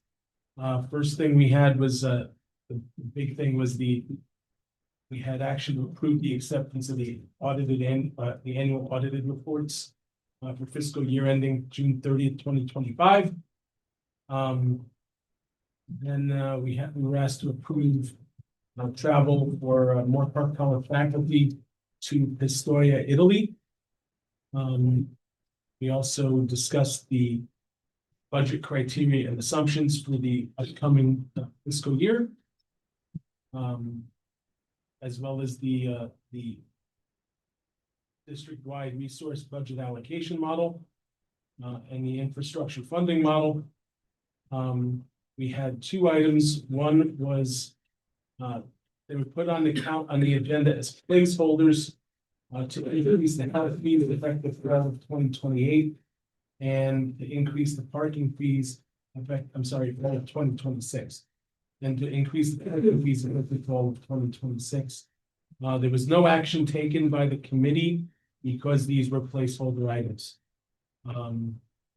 We were asked to establish a student services assistant at Moore Park College, and that was approved and will be forwarded to the board, as well as abolishing several positions in both Oxnard and Northwest College that were grant funded. The individuals involved in those positions previously vacated the positions. And so this was just a matter of eliminating positions that we no longer have funding for. And that pretty much concludes the report. Thank you, Trustee Pachowski.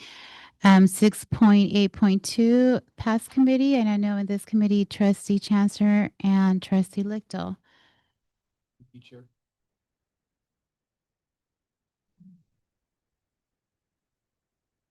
So the past committee met and we discussed several items, and I'll review a couple of those.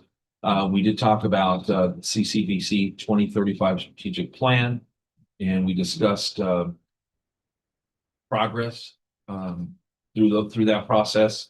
The chancellor gave us an update, and I think there was a request from both myself and Trustee Chancellor that we get more information about where we are in that process, something that we can, as board trustees, kind of sink our teeth into and kind of monitor where we're going with that process. So we appreciate the work that's gone into that so far. We just want to be kept abreast as to that progress.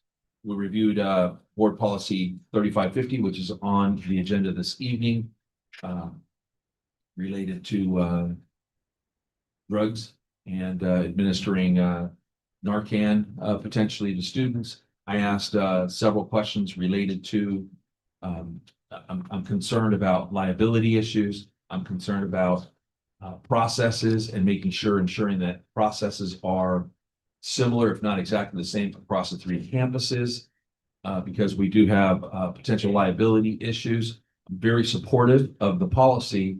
I just want to make sure that, for example, that providing or dispensing any of the items listed in the board policy, I believe require a consistent approach district-wide.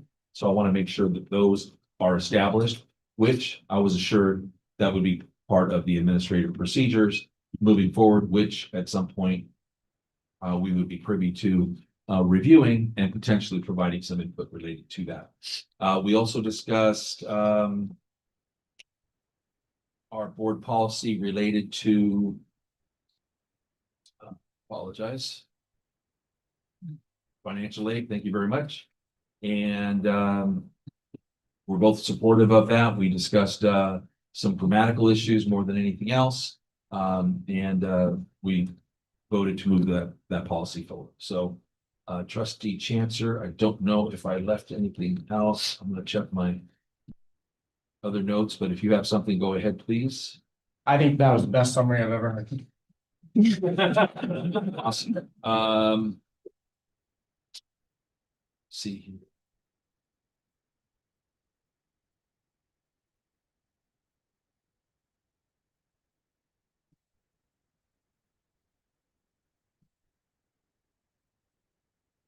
Yeah, in the financial aid policy, part of the discussion was the removal of the word district in there. And I did express a concern that I wanted to make sure that the board was included in the word district, which I was assured it was, because actually it was the elimination of the board within that policy in reference to liability issues and so forth. So I think we're covered there.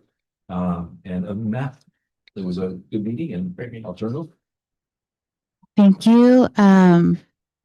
6.83, we have the ad hoc board policy, and we have a monthly update for the board.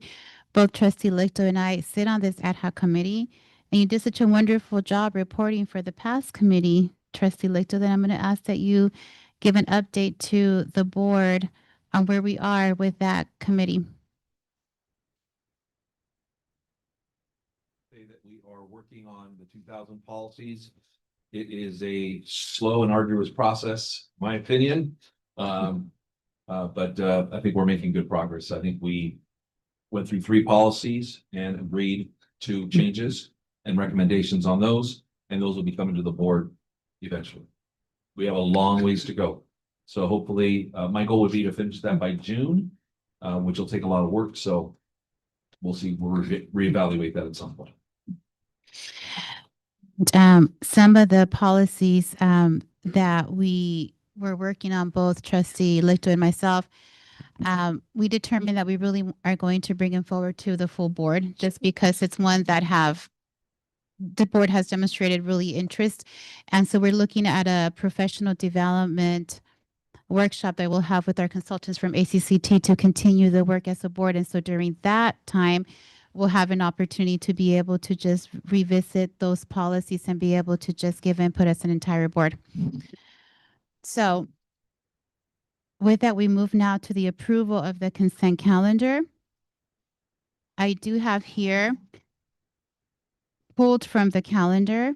I have 8.1 pulled by Trustee Pachowski, 8.1.2 Trustee Mantooth, 10.3 Trustee Chancellor, 11.2 pulled by Trustee Lichtel, and 13.1 pulled by Trustee Pachowski. Are there any other items trustees would like to pull? Oh, Dr. Torres, I move that we approve the consent calendar, absent those that were pulled from the agenda. okay. Okay. So we have a motion by Trustee Lichtel to approve the consent calendar with the absence of 8.1, 8.1.2, 10.3, 11.2, 13.1, seconded by Trustee Mantooth. Student trustee, how do you vote? Aye. Trustees, all in favor, say aye. Any opposed? Motion passes. Thank you. And with this, we move to 8.1. Consent ratification of accounts payable and payroll. Trustee Pachowski. As I really have but one question regarding this agenda item. At the last meeting, we as a board did not approve or rather did not confirm our new hires. We learned at the time that there seems to be the district seems to hire people before this board approves the hiring of those individuals. So so my question on this item, I just want to know, of the 11.8 million that we're being asked to approve, what was the amount of the payroll for the individuals involved that were on that report that we did not pass last month? I'm afraid I have to bring that information back to trustee. And if I understand correctly, you're referring to. I cannot. I need to look at that. Would you say those positions. Would you say it would be in excess of $10,000? Yes. Thank you. Move to approve. Okay, so I have a motion to approve 8.1 by Trustee Pachowski, seconded by Trustee Lichtel. Student trustee, how do you vote? Trustees, all in favor, say aye. Any opposed, say nay. Thank you. Motion passes. With this, we move to 8.1.2. Trustee Mantooth. I'm sorry. 2.1. Trustee Mantooth. Thank you, Chair Torres. I think that's 8.2.1. And I'd like to preface my question with an apology. Normally I would have asked this question offline ahead of time, but I didn't get to my perusal of the purchase orders until a little later in the day today, which is not normally the case. But I did come across a purchase order 143111 for an architectural firm in the amount of just over $77,000. That didn't seem to be reflected in the special report for those POs that are over $50,000 with a more expanded explanation of services. And so I'm just curious because what I'm seeing is the $77,000 was designed for exterior painting on multiple projects. And I just wanted a little bit more information other than, I hope it's just not color palette selection. So can you expand on that, Dr. Mitchell? For that, I would need to bring VP Clark up. This is one of the projects that came from Moore Park.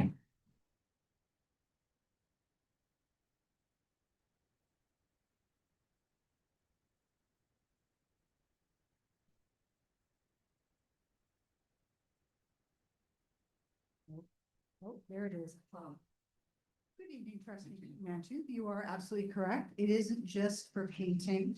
The $77,000 is actually for, it's a treatment to the precast fascia. If you're familiar with Moore Park College, we have a fascia on all of the buildings actually deteriorating.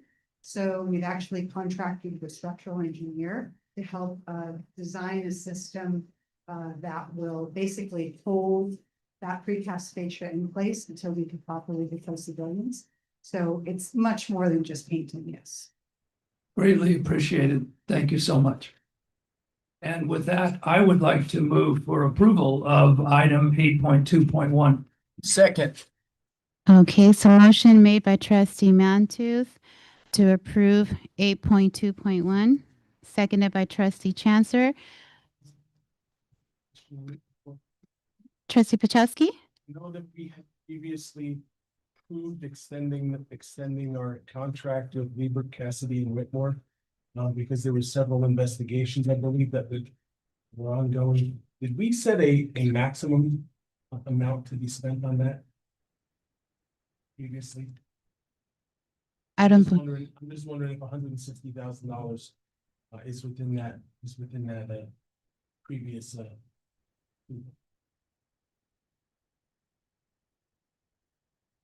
Trustee Bajkowski, this item is to increase that amount. I believe it was set at 100,000 last time, and we're asking for additional. So is this is an additional 160? Correct.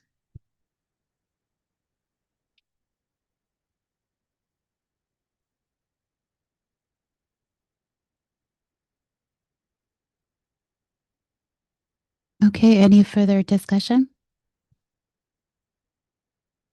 Okay, so we do have a motion on the table, moved by trustee Mantooth and seconded by trustee Chancellor to approve 8.2.1.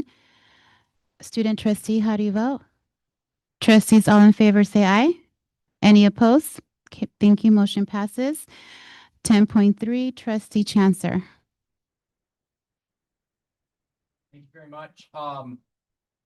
I noticed this was for, let me pull it up. Believe until 2020, a 39-month agreement. I did ask a question and it sounds like the response was a piggyback bid proposal. But I'm wondering, as more and more documents go or online, electric, do we need the copying capacity that we used to have? And are there other options or copy machines on a local level, or do the state that we could send an RFQ or RFP for, or is this just a piggyback bid process that we went through? And I say this because this project, I believe, is total. It was over $2.4 million. So it's a big one and it's a long period duration. So I was just wondering if there's a little bit more information on the bidding process that went through. So this does come through the Foundation of California Community Colleges, and there is a RFQ that is in place at the state level for this. And when you say piggybackable, it has to go through that RFP process in order to be a piggybackable contract for us to use. Thank you. I guess my question is, did we have the opportunity to locally or independently do an RFQ process to companies that could be outside of the California Community Foundation? No, we reviewed their RFQ process. So we didn't do one ourselves. We looked to the But are we able to? Are we able to? Yes. Okay, but we To chose not to. duplicate that work? Yes, we can. Okay. Just wondering if there's other options and do we need the capacity that we've had for a number of years, considering more and more materials and courses are online and other materials that, or is this sort of just a rollover? I have not received information from our colleges that we need to reduce the capacity of our printers. When we do go out, we do speak with the VPs and they do an assessment as to how many printers they need at their location in order for their operations. Okay, thank you. Okay. Any further discussion? Okay, is there a motion to pass 10.3? Okay, so motion made by trustee Lichtel, seconded by trustee Pachowski to have Approved 10.3, district-wide agreement for print services and copiers. Student trustee, how do you vote? Trustees, all in favor, say aye. Any opposed? Okay, thank you. Motion passes. With trustee Chancellor saying no. And with this, we move to 11.2. Trustee Lichtel. Question for you, this item, Dream Resource Center Emergency Funds, from the Chancellor's Office, the Community College. And what I noticed was in the three colleges provided kind of a budget summary and an explanation of how they would be spending the funds, or the purpose for. But what I noticed was that all three of the budgets, if you will, that are presented there, and if you're looking at the item, Moorpark College submitted a budget that includes academic salaries. Total budget, by the way, is 129,000. Let's just call it 130,000. Academic salaries 20,000. Classified and other non-academic salaries 35. There's employee benefits, supplies and materials. Then there's other operating expenses of 38,000 and other outgo, which was $10,000. A lot of that I can assume are positions, people that are supporting our students and doing this work and providing whatever services are required. I really, my general question is related to this item, other outgo, what that really means. That seems fairly vague to me, which, you know, sometimes in a budget, that's really important. And then as I look at the Oxnard budget, the entire amount of money, which is $98,792, is budgeted under subfund 125 to 7,000, which is other outgo. So I'm just seeing disparity there in how that's being budgeted. And my question is, and I'm sure there's a reason for it. My question was, why would we budget that way? And then just to kind of close the loop, I see in Ventura College, which is kind of a mix of the two, but they're carrying about $13,000 out of the 118,000 total for salaries and benefits, supplies and materials for a really small amount of money. And then again, that other outgo is $85,000. So my question is related to what that other outgo is, where that money's going. So thank you for your question. I had an opportunity to take a look at this again, and within the board item, the other outgo is actually called out for us. If you look at under Moorpark, the $10,000 that you were referencing in other outgo, the 7,000s on the grant budget application are for financial assistance to students, directly to students. For Moorpark, that $10,000 is being used to given to students for books. For Ventura College, the $85,000 is being provided as emergency grants, and Oxnard selected to use their full allocation of the $98,792 also as a direct grant to students.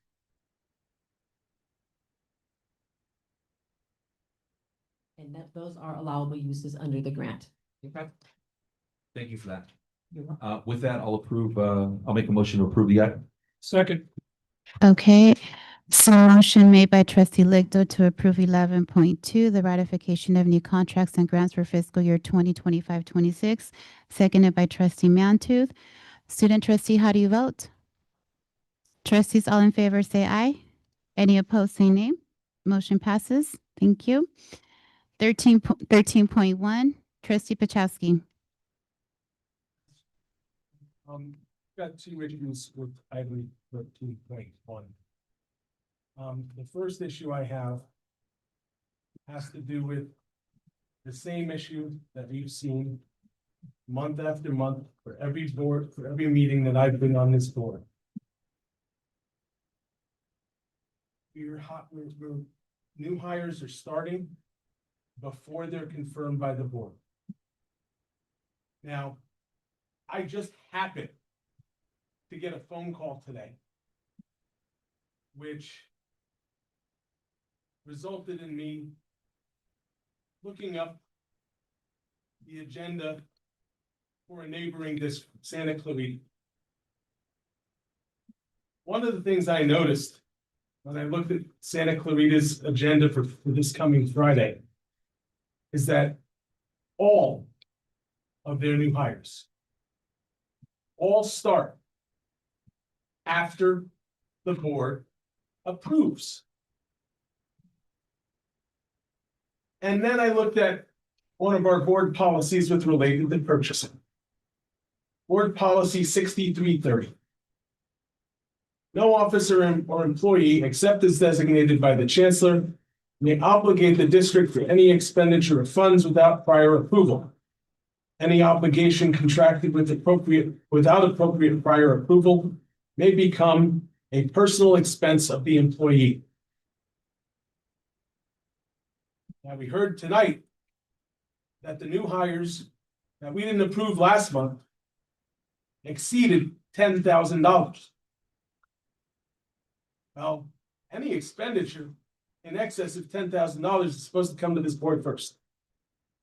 We should not be starting new hires before this board has confirmed their hiring. And so I would like to make a motion. I move that effective March 11th, no new hires shall start work for the district until that hiring has been confirmed by the Board of Trustees.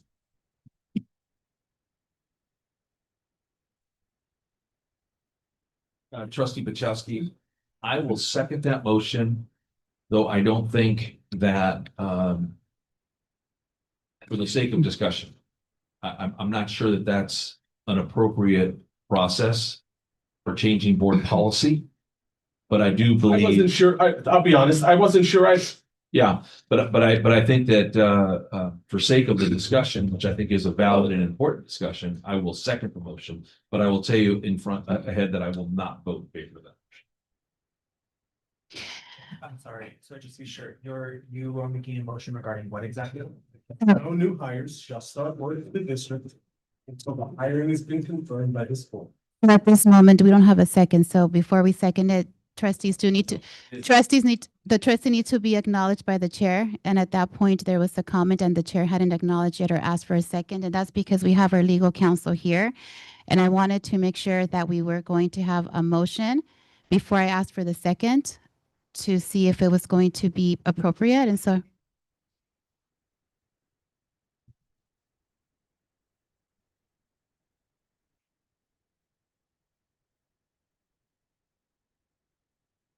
I was saying that the appropriate way to change or address an issue like that would have to be actually agendized. That the item before you is the approval of these positions.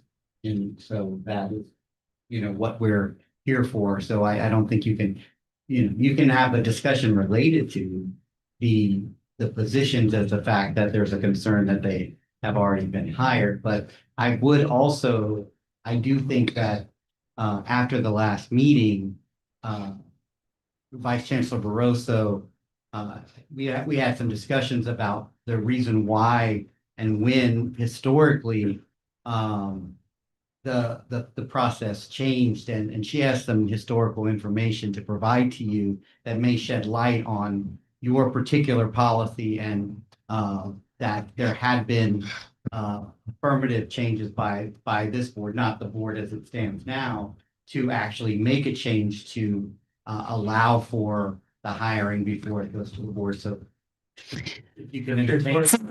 we do. I do want to. And so I know we have our chancellor who wants to also speak, Chancellor McLennan. Yeah, just so in the spirit of process, this question to come up following last month's board meeting at the ASC. Which we did. What you asked for a future agenda item. Yes, there was a future. For the committee meeting on the hiring policy. Take a look at that policy to bring it to the committee. That would be putting together a full history of how we got to where we are today, that I think will explain the practice that's been in place for the last, I think 8 years or so, maybe 7 years, maybe 5 years, a while. Anyway, and so I think to the point of it not being agendized tonight and the commitment for staff to start working that discussion through the board subcommittee and then ultimately probably through the board subcommittee on policy development in the 2000 policies, probably be the best direction for that to go from a process perspective. And just to add some context to particularly 13.1, this is coming back to the board, Trustee Mantis, to give you the opportunity to provide feedback. So this was presented to us in the February 19th meeting, and it was a tied vote. It was a 2 yes, 2 no. And so whenever we have that type of a vote, we bring it forward. So the trustee that was absent has an opportunity to provide feedback and also to vote on this item. And at that time, the reason that this item, the dialogue was because there was one specific position listed here, and that was the Associate Dean of Diversity, Equity, and Inclusion.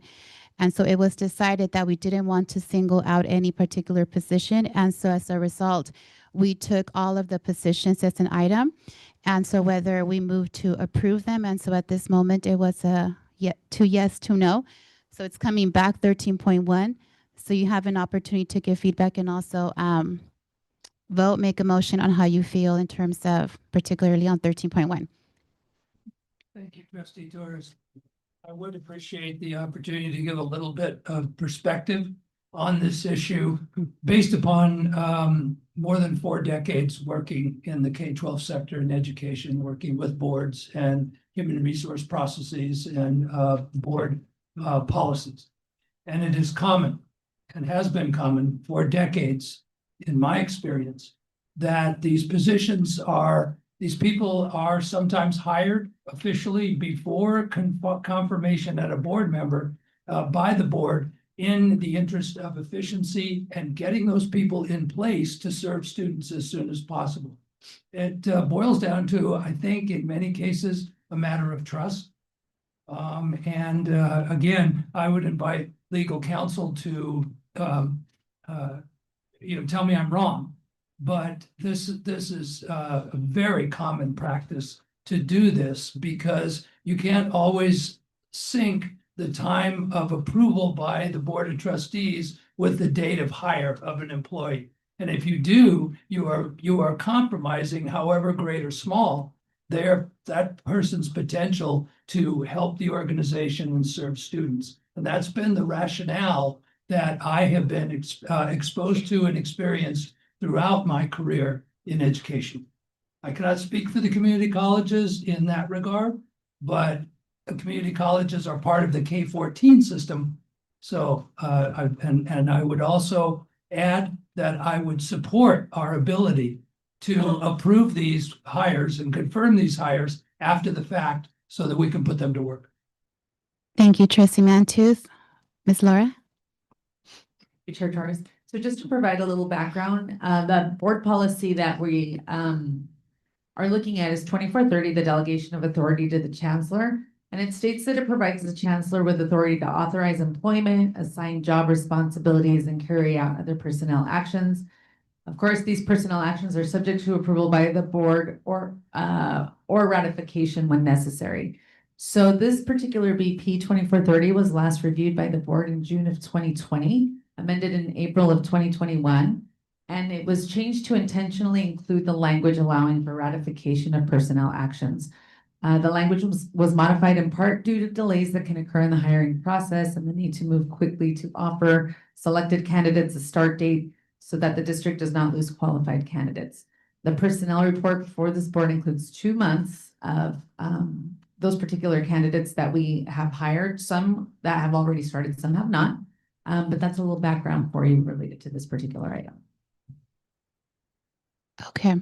Chair Torres? Trustee Lipto? Of course. Appreciate what's been said, especially Mr. Mantooth, who I know has a long history in K-12 education. My experience has been that the last district that I worked in, that all hires from coaches to high school principals and beyond were all ratified, were all approved by the Board of Education before that individual was announced publicly and or started work.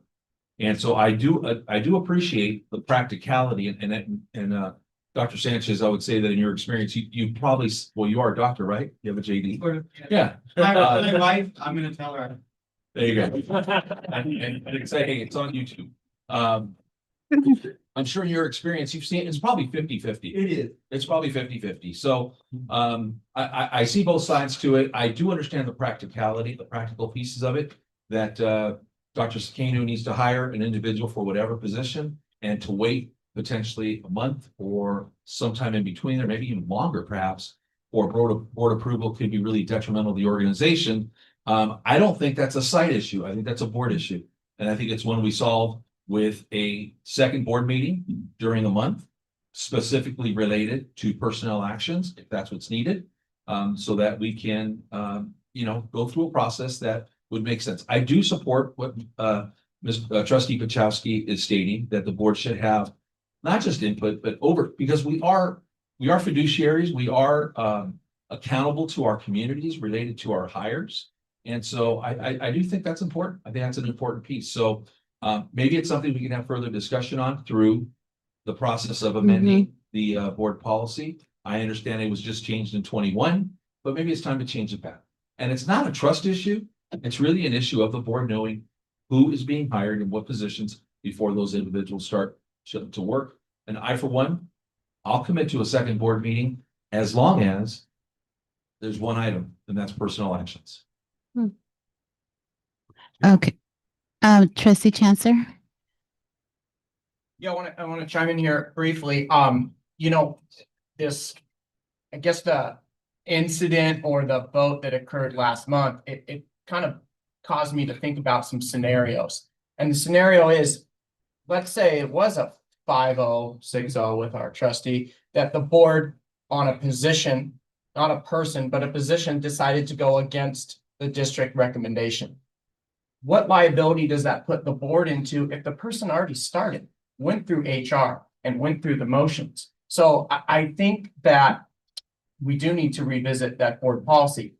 And here's the thing, I don't want to diminish the district's ability in extreme circumstances to hire somebody. We have somebody leaves the district and they need somebody in there immediately. But if every hire is already onboarded and we're ratifying it, because when I look at these HR reports that we vote on, there's very rarely are they dates after our board meeting. I can't, like, on the one that we're approving tonight, there is one. I think there's one. Okay, so it's exceptionally rare that it's ever after the fact. So that's something that I think is, there could be a middle ground of like, this is an emergency ratification deal, we need to move forward on it. Okay, but as a general practice, I'm not comfortable. Trustee Pachowski. Back up what the chancellor just shared. I agree. I mean, I think there may be a middle ground. Well, there's certainly middle ground. There's the possibility, as Trustee Lichtel brought up, of a second meeting for the purposes of approving personnel. There's also the possibility of someone being filling the position on an interim basis until it's been approved by the board on a permanent basis. I think both of those are perfectly legitimate options there for district staff. And so I do think it's something that we need to look at moving forward, as the chancellor had talked about. And like I say, I did withdraw my motion on that. But that said, I do have another concern with respect to this personnel action. At the February meeting, one of the things that Chair Torres raised, and I went back to the video to make sure I quoted you accurately. He stated, so this position was already approved by the board, so it came before the board. Chair Torres went on to add, the conversation would have been in the past of the board saying, we're not interested in this position, and at this time pulling it because there's no one in that position. Well, honestly, that's all well and good. But the position in question and the position I was opposed to confirming was the Associate Dean of DEI at Moore Park College. The problem with the point that Chair Torres raised at the meeting last month is that when that position was previously approved by this board, there was no federal executive order prohibiting DEI. Now, however, there is a presidential executive order prohibiting DEI. And as such, this position now conflicts with that executive order. So the proper process for filling this position, frankly, is that as a result of that executive order, district staff should have reviewed the position and come to before this board in order to ensure that the position complies with all presidential executive orders as required. It's not suggested, it's required by Board Policy 7120. Board Policy 7120 very clearly states the criteria and procedures for hiring all employees shall comply with all applicable laws and regulations, including all presidential executive orders and all federal regulations regarding the employment of all personnel with diverse backgrounds and ethnicities. Instead, the problem that we now face is that we're being asked to approve a position which, by simply approving, we would be violating our own board policy, Board Policy 7120. And frankly, I'm a bit surprised that the district staff failed to review this before posting the position. This is not a commentary on the individual who we're being asked to confirm them.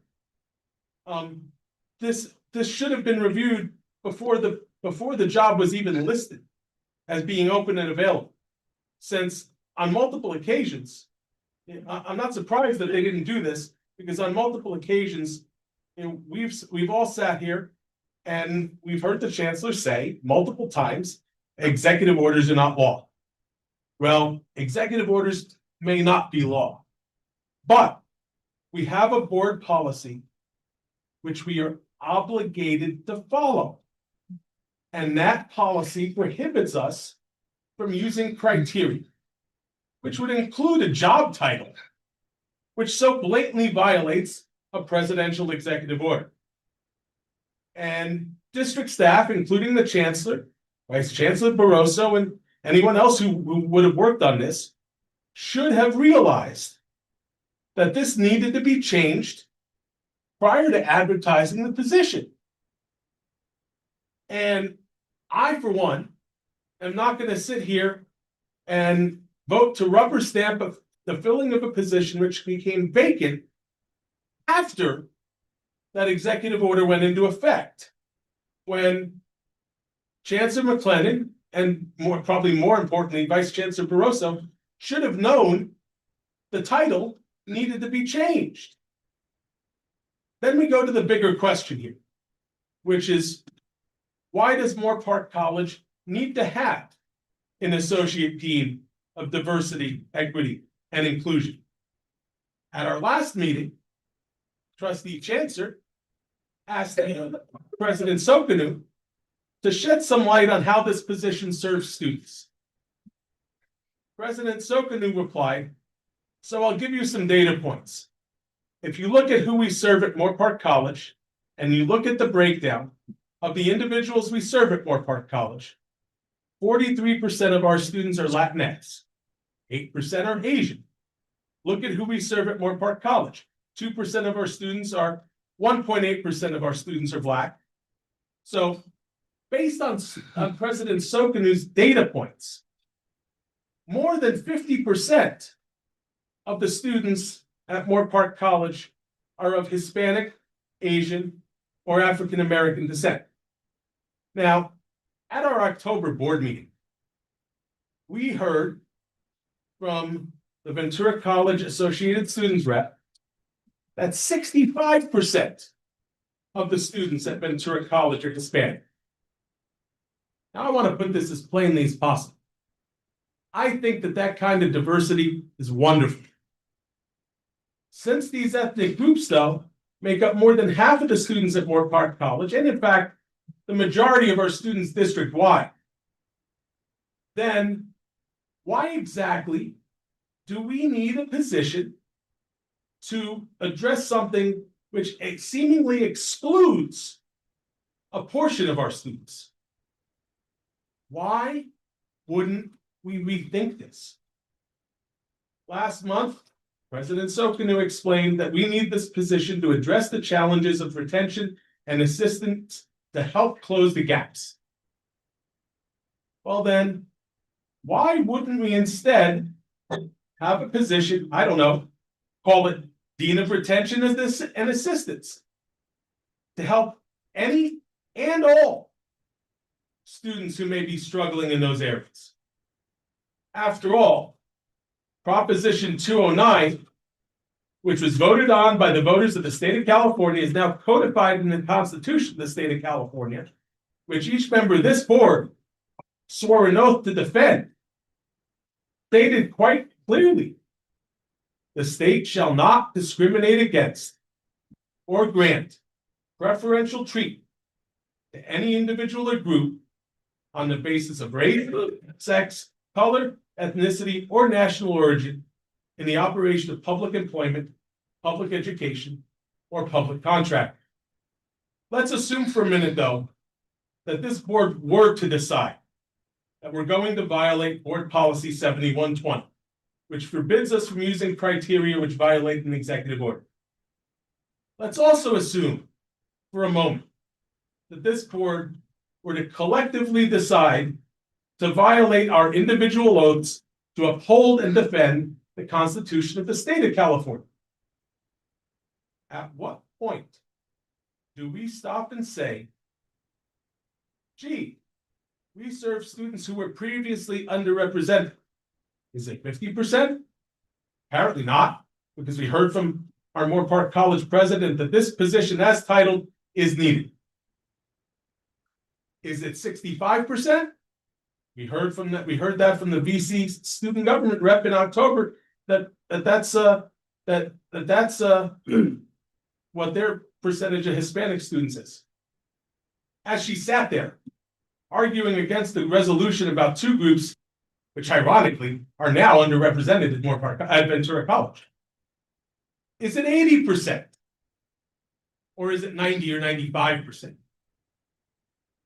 We could push the percentage higher and higher until we can't go any higher.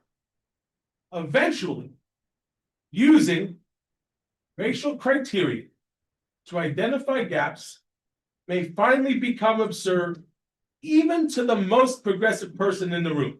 Trustee Pachowski, you've made a couple of comments, and I do want to give our district the opportunity to respond. We've had an opportunity to dialogue, and I appreciate that you've been sharing, but I do want to make sure to give our chancellor the opportunity. I know you've been speaking, and we still have our student trustee that hasn't had an opportunity to speak. And you spoke once, and I gave you the opportunity to speak another time. You've made a couple of comments, and I do want to give our chancellor the opportunity to be able to respond, because this is an item that has already been discussed. We discussed it on February 19th. We brought it back for further discussion to give another trustee the opportunity to ask any questions or give an opportunity to vote. I'm going to have, if the chancellor has any questions or wants to add anything, he's able to do so at this time. I have the floor, Chair Torres. I would like to finish my comments. I understand that. I challenge the chair. Joey? At this point, I mean, it's really the chair's decision on when to move on appropriately. I mean, if there's any members of the rest of the board that feel otherwise, I do think what she's trying to do is to give everybody the opportunity to speak. So.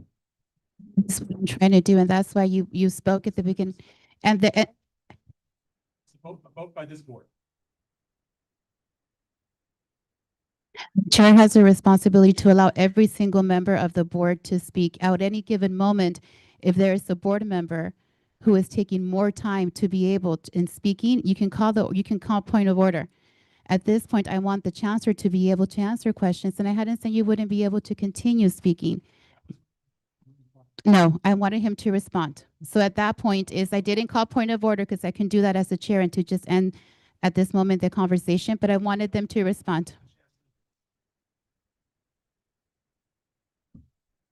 There's a lot there. Excuse me. So I'm just trying to digest, and as Trustee Pachowski was talking, I was trying to think through kind of how we got here. Couple observations. I just want to remind the board that however difficult the issues are, evaluating district employees in a public setting is completely inappropriate. And so I'm just going to leave that there. There are other ways to make the point without either denigrating or evaluating employees in public. I'm okay with it with me, but I'm going to push back a little bit when we're talking about other district staff. Trustee Petrowski comments about the appropriateness of the position rightly and appropriately through policy fall to the operational management of our institutions. That responsibility is delegated through the district to the college presidents and through the shared or the participatory governance structures that really help shape these institutional responses to very important issues that are helping each of our colleges fulfill their missions.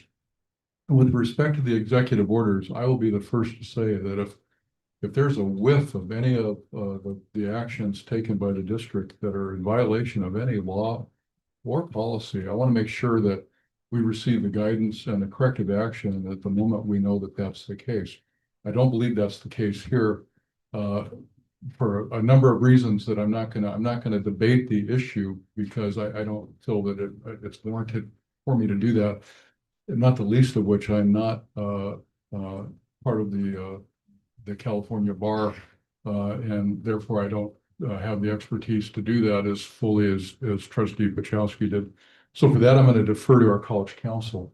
But I would say that the activities that have taken place up to this point for this position, I believe are consistent with state law, federal law, college policy, district policy, our participatory governance process, and the delegated authority that is incumbent on the college president. So I'll just leave my comments with that. Joey, anything you wanted to comment?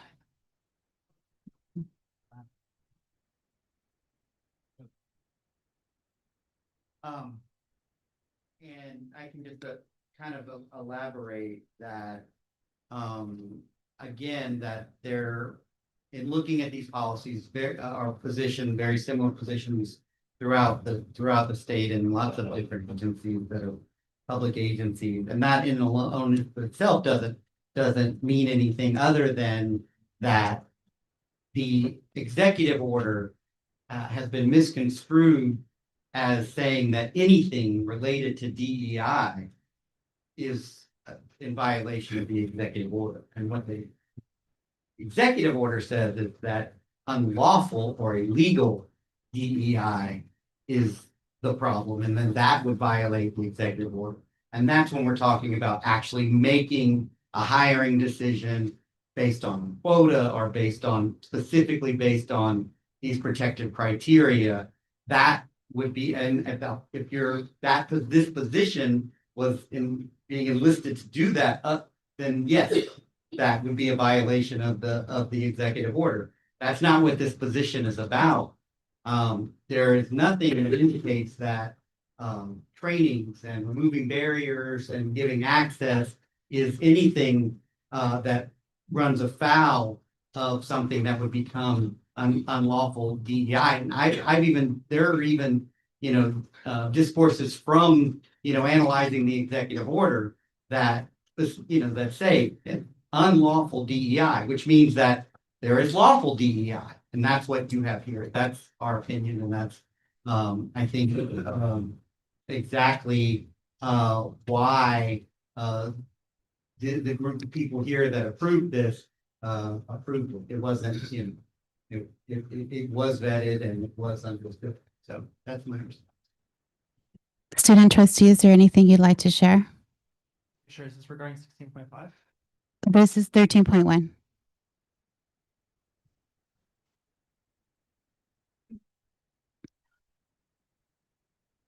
Trustee Pachowski, we need to continue with business. You're able to speak for 2 minutes. You have 2 minutes to be able to conclude with your comment. So, as I was saying, actually, first I want to address what something that the chancellor said. I don't believe that any of my comments up until this point spoke ill of any of our staff. I don't believe so. I mean, I know I accurately quoted Dr. Sokinu. I did question whether, whether Vice Chancellor Barroso or other district staff who were unnamed should have changed the title before putting it out for hiring, but that's all I had to say.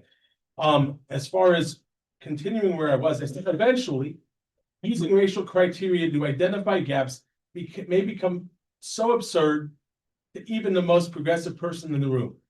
The answer here is simple. All students, regardless of the color of their skin, deserve our help in overcoming their challenges.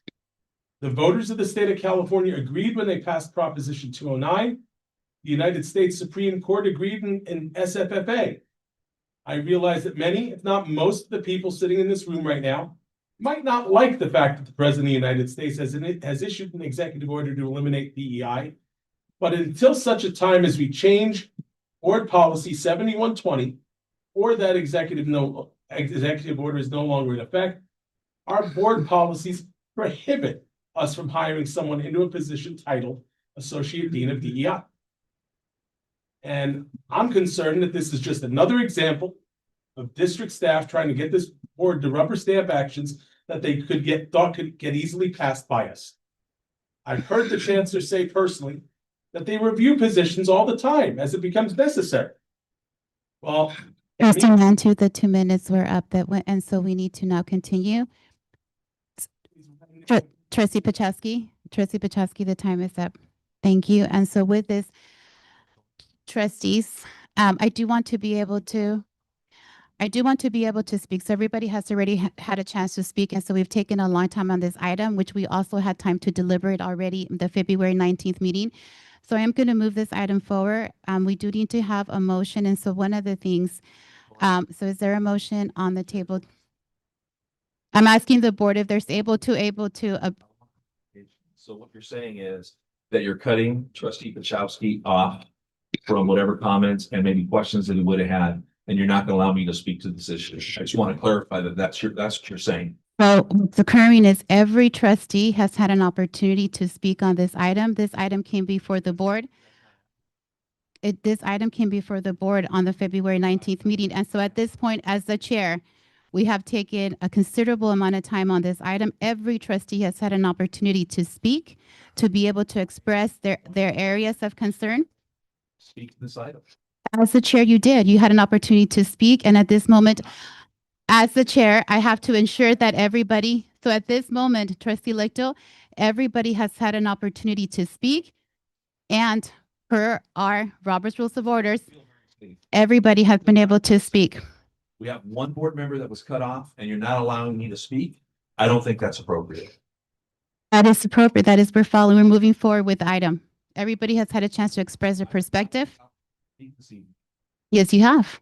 I have not to this issue. Can we take a short recess? Absolutely. We can take a short recess, a 5-minute recess. Said that 15 minutes ago before. 30 minutes. I had to go. Look.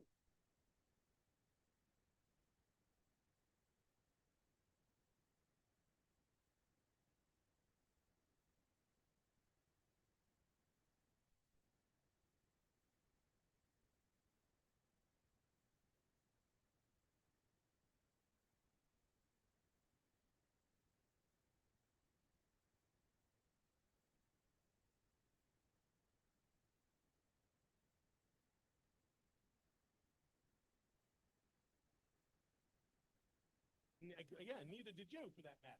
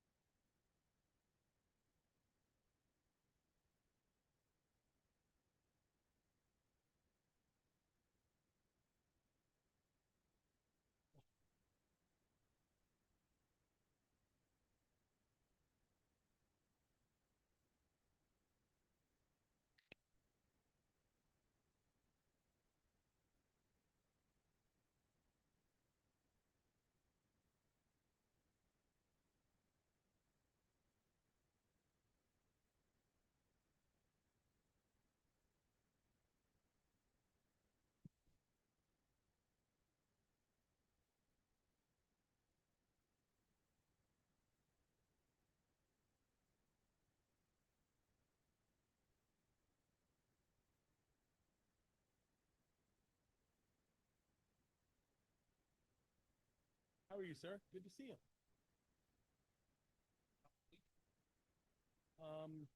Busy. Busy.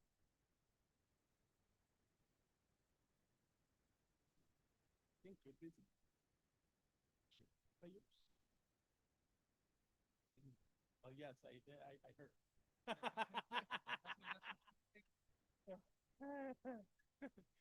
Well, I mean, it's one of those things where when you're busy at work, it's always better than when you're not busy at work. I mean, heck, I remember back when I always hated when I was working with Kelly. I hated it when the store was slow. Always preferred the store to be busy because time flies when you're busy, and it creeps when it's slow as heck. So I hear you. and from what I understand these days, you are quite busy.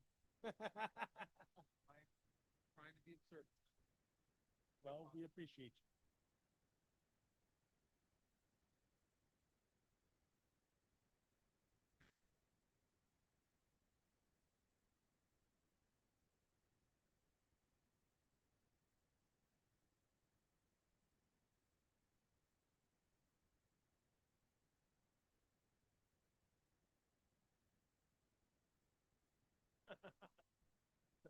Hey, Teresa, that's one thing I don't think we need tonight.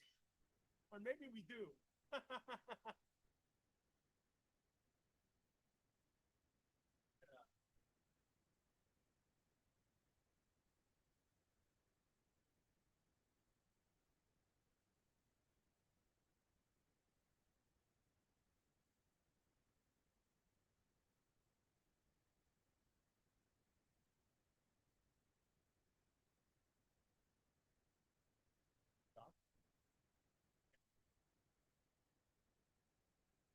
This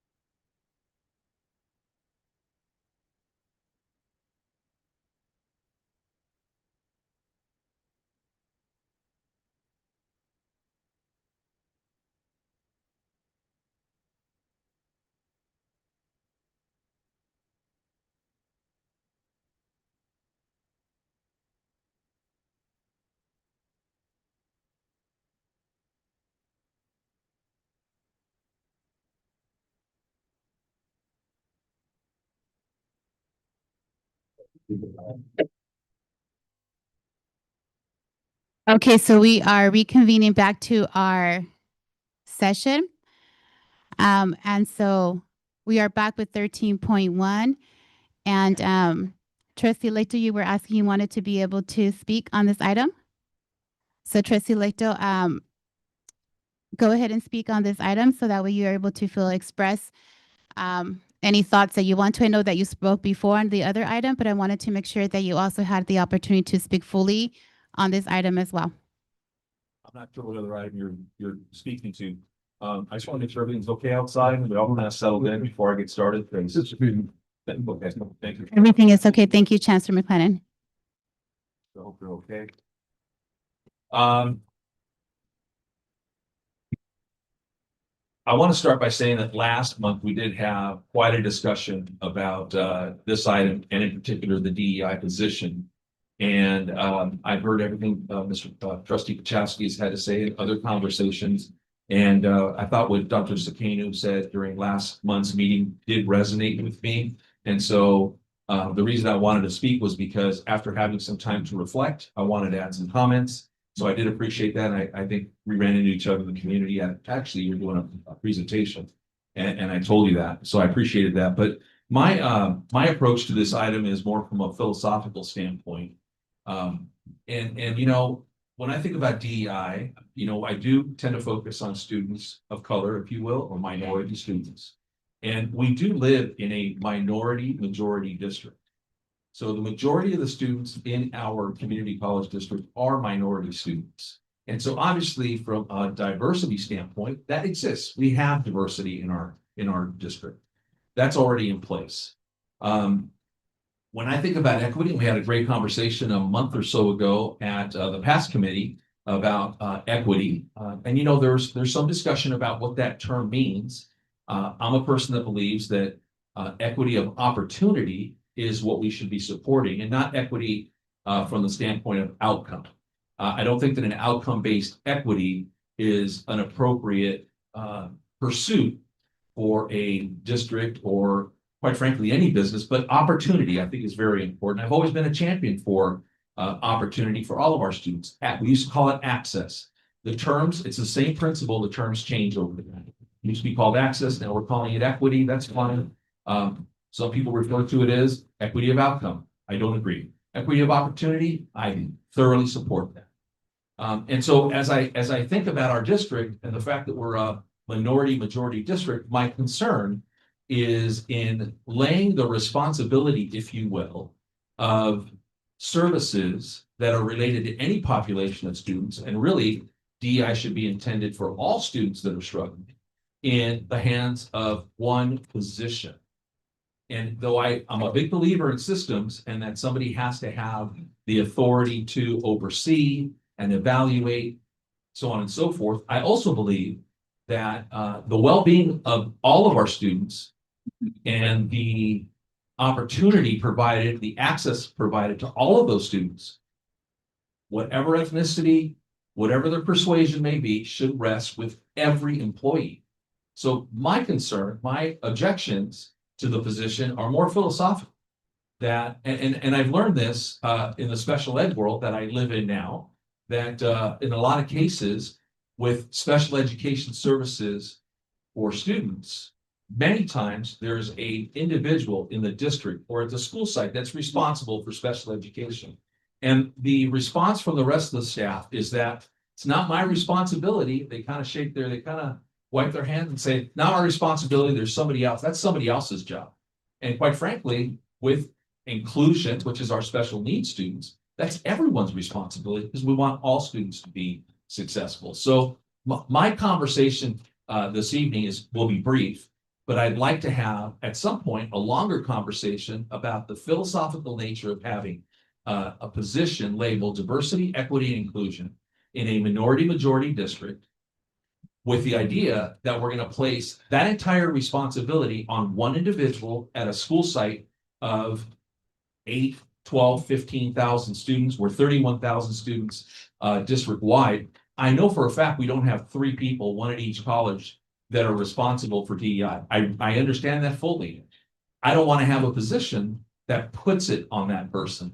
I want our policies related to and our practices and our protocols and how we do business for all students, providing them opportunities and providing them the opportunity to advance, to rest in every employee's hands, not delegated to one individual. So from my standpoint, that's where I see the issue, and I want to urge the board to have a more extensive conversation because it's a philosophical one. And quite frankly, most of our meetings we spend, in my opinion, on mundane and rote items that really don't make a difference at the end of the day.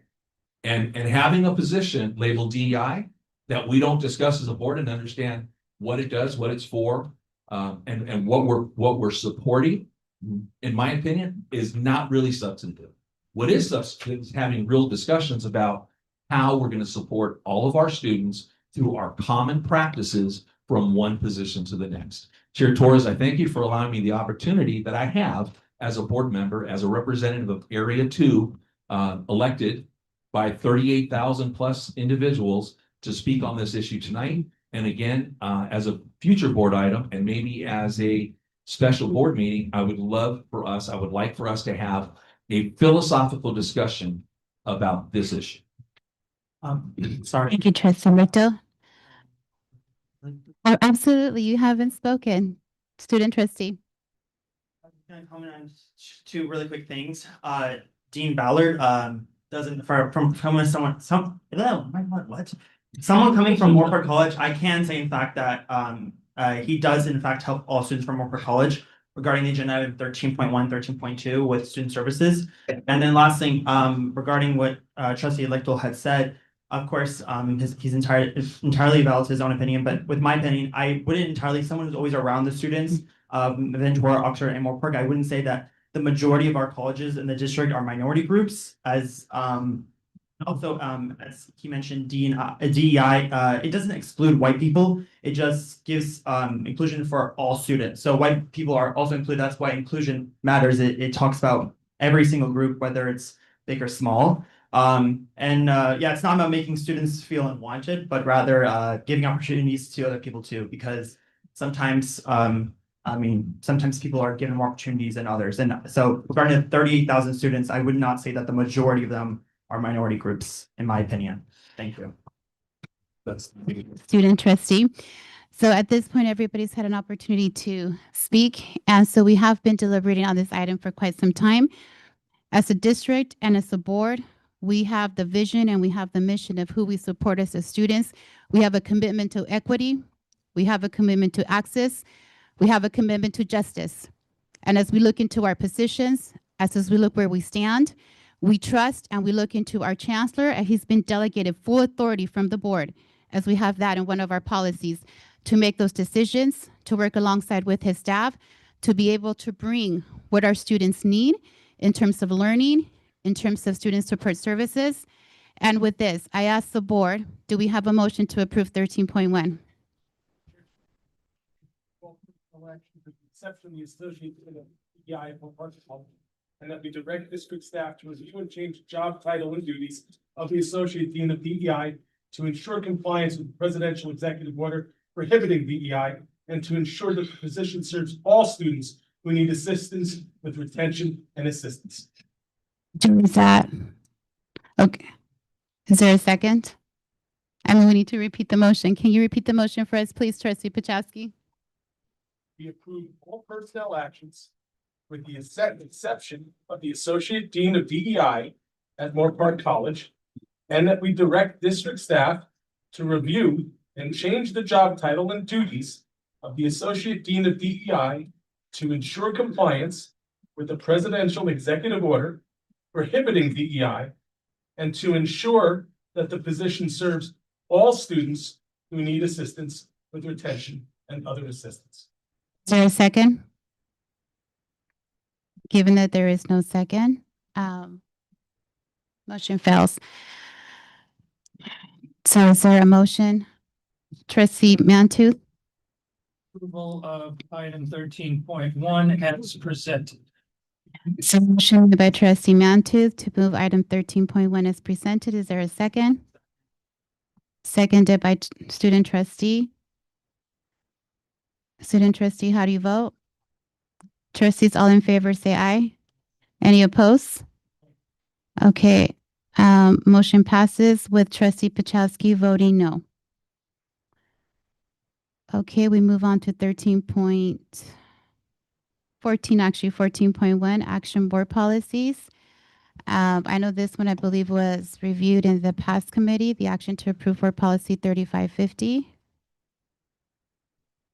Chair Torres, Trustee Lichto, I'd like to make a motion that we approve 14.1 and 14.2 with the opportunity to have discussion before a vote. okay. Okay, so motion made by trustee Lichto to approve 14.1, 14.2, seconded by trustee Mantooth. Discussion.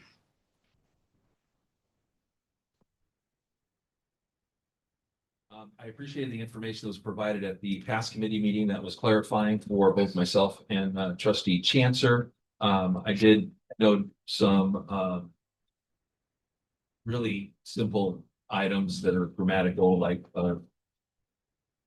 space that's shouldn't be there. We're in higher ed. We should be precise with this, and this is not a criticism on anyone. I understand how difficult it is to comb through these and be 100% precise, but I did note some of those in the annotations. I think there was only two actually that I would like to have cleaned up before we post these policies.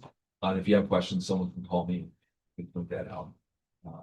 And I did have, after the last discussion, I kind of lost my train of thought, but I did have some other comments related to these policies that I would like to make.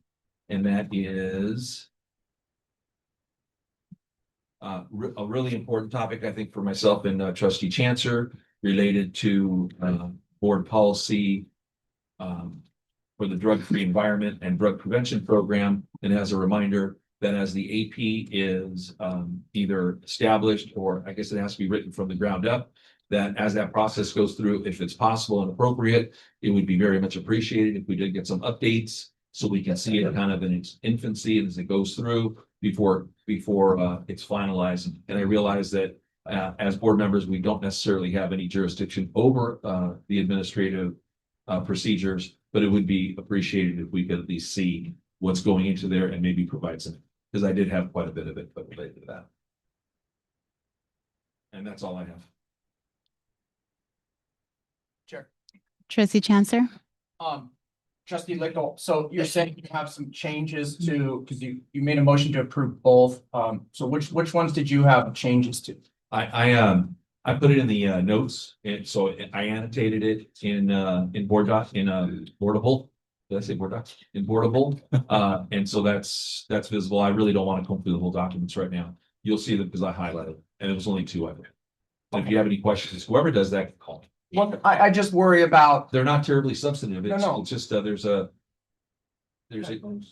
typos. Right, but even if it's a comma, adding a comma, if we approve board policy as is it a technical violation to then take your recommendations later or is it okay? Yeah, I don't know if it is or not. I think should this be a first read? I don't know. I think if after we approve a policy, if the staff does some cleanup, I think that's totally appropriate as long as it doesn't make a substantive change to the policy, which is the real intention. I think that's okay. There's a extra space between a comma and the next word that needs to be eliminated. There's a comma missing. That's not a big deal. It's not substantive. So I don't think that's an issue. Is that correct, Dr. Sanchez? That is correct. Thank you. I'll tell your wife I called you that twice. Chair Torres, from what I'm seeing, Chassis. like there is only one issue, one correction there, and that's on the section 8, the clean Thank you, version. The annotation that trustee Lickle made public indicates that I believe it's in the first paragraph of the proposed policy where it says a comprehensive program of financial aid to students, comma, there's a space between students and the comma. That first space should be removed. The second space after the comma should remain.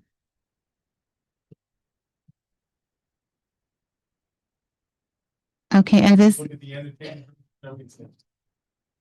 and this is a policy that was worked between trustee Lichto and trustee Chancellor during the past committee, right? Is that? And many changes were made during our meeting, as I recall. Okay. So this is coming forward to the board with our two trustees being able to make these changes. Is that correct? Okay. Thank you, trustee Pacheco. Okay. So we have a motion on the table to approve 14.1, 14.2 with as corrected. It was moved by trustee Lichtel, seconded by trustee Mantooth. Student trustee, how do you vote? Aye. Trustees in favor, say aye. Any opposed? Okay, motions passes 14.1, 14.2. Trustee Mantooth?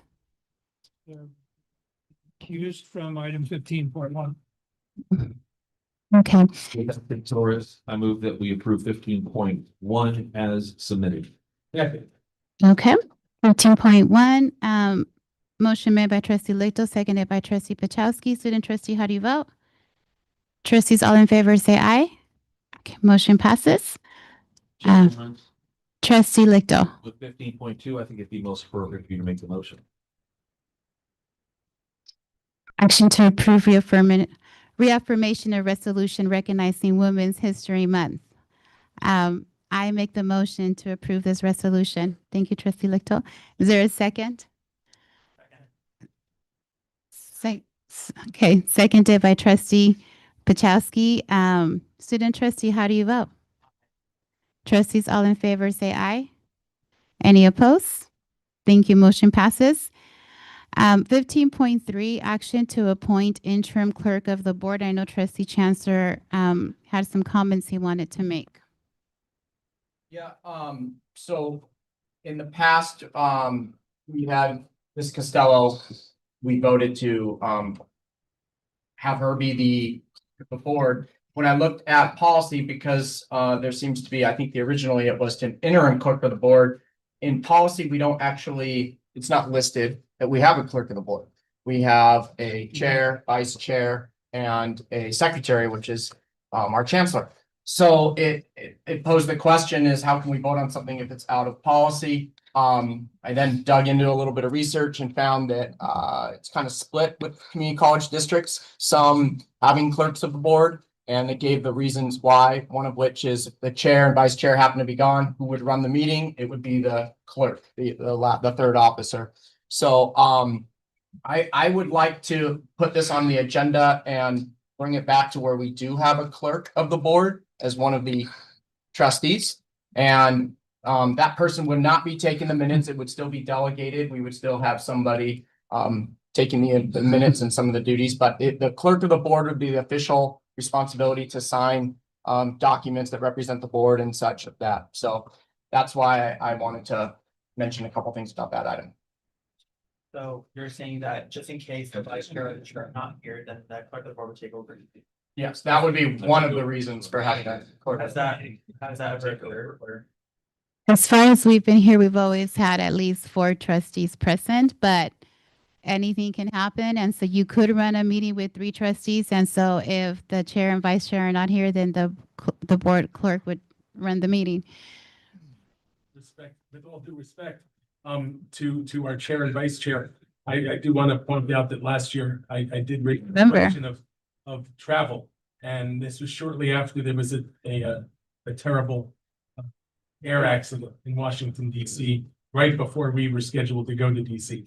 So I do think it'd actually be worthy to have one of us be appointed as clerk. Just have a question for Joey. Joey, so in the process of looking through this policy, there is a form that needs to be submitted to the county clerk's office. So is this okay if we wait until next month, or do we to submit this form?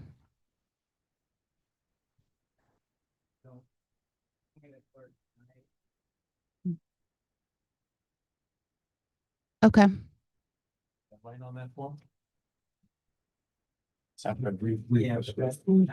December. It's never been submitted. This would be the first time. Yeah. I think.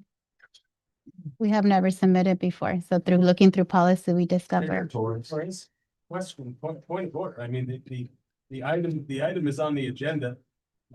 Couldn't we appoint clerk tonight? Well, Well, we look, trustee Chancellor. correct me if I'm wrong, the problem.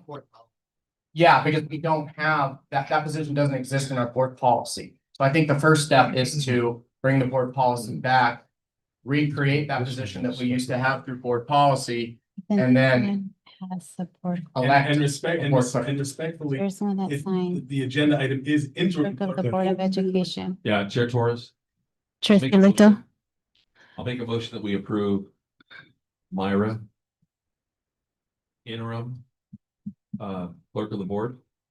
And between now and a future meeting, that we rectify this issue with board policy. Okay, so we have a motion made by trustee Licto to appoint Mayra as interim board of the clerk, and then we will look at this policy and then make the changes needed. We're looking, Can I amend my motion to include her last name Campos? I apologize. Mayra Campos, I'll second. seconded by trustee Mantooth. Student trustee, how do you vote? Aye. Trustees, all in favor, say aye. Aye. Aye.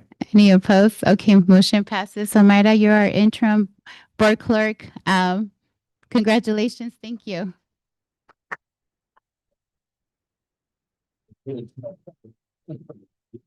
So trustees, we have a form that's going to be circulating where we're asking for your signature, and then our chancellor's office will be submitting it to the county clerk.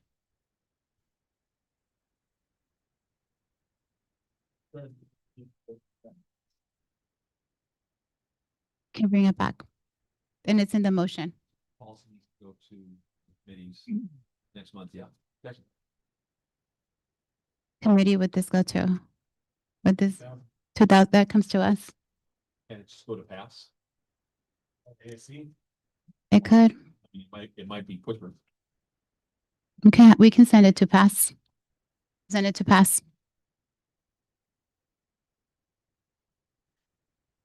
Okay, so with this, we move to 16.1, action to approve Moore Park College Child Development and Education Department international travel for faculty to Italy. So move. Second.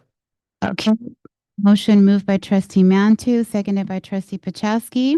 Student trustee, how do you vote? Trustees, all in favor, say aye. Any opposed? Okay, motion passes. Thank you. We love to hear how it goes in Italy. Trustee Mantu. Motion for approval of items 16.2 and 16.3 together. Second. Okay, so we have a motion to approve item 16.2, which is the rejection of the bid protest by Pico Construction Company for bid 714 District Administration Center Suite 120 construction project, and also 16.3, which is action to approve bid 714 District Administrative Center Suite 120 construction project. Motion made by trustee Mantu, seconded by trustee Licto. Student trustee, how do you vote? Aye. Trustees, all in favor, say aye. Any opposed? Thank you. Both motions pass. We move now to 16.4, revised action to approve increase to health fees effective fall 2026.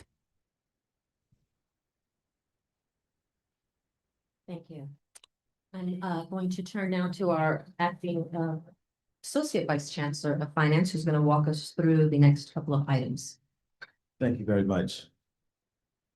We are recommending to the board for the health services, we are recommending to the board an increase in the student health fees in alignment with the increase in the implicit price deflator as permitted by the California Education Code. In alignment with that guidance, we are recommending a $1 increase to health service fees beginning fall of 2026. The semester health fee would increase from $27 to $28 and the summer fee from 22 to 23. This adjustment helps support the ongoing operations of the student health centers at each college, ensuring students continue to have access to essential health and mental health services. This item was presented to DCAS and DCAS work group in February. Subsequent to that DCAS meeting, the Associated Students at Ventura College and Moore Park voted to approve the increase. The Associate Student Government at Oxnard College stated that they do not support the increase. So with that, we come to the board for your approval.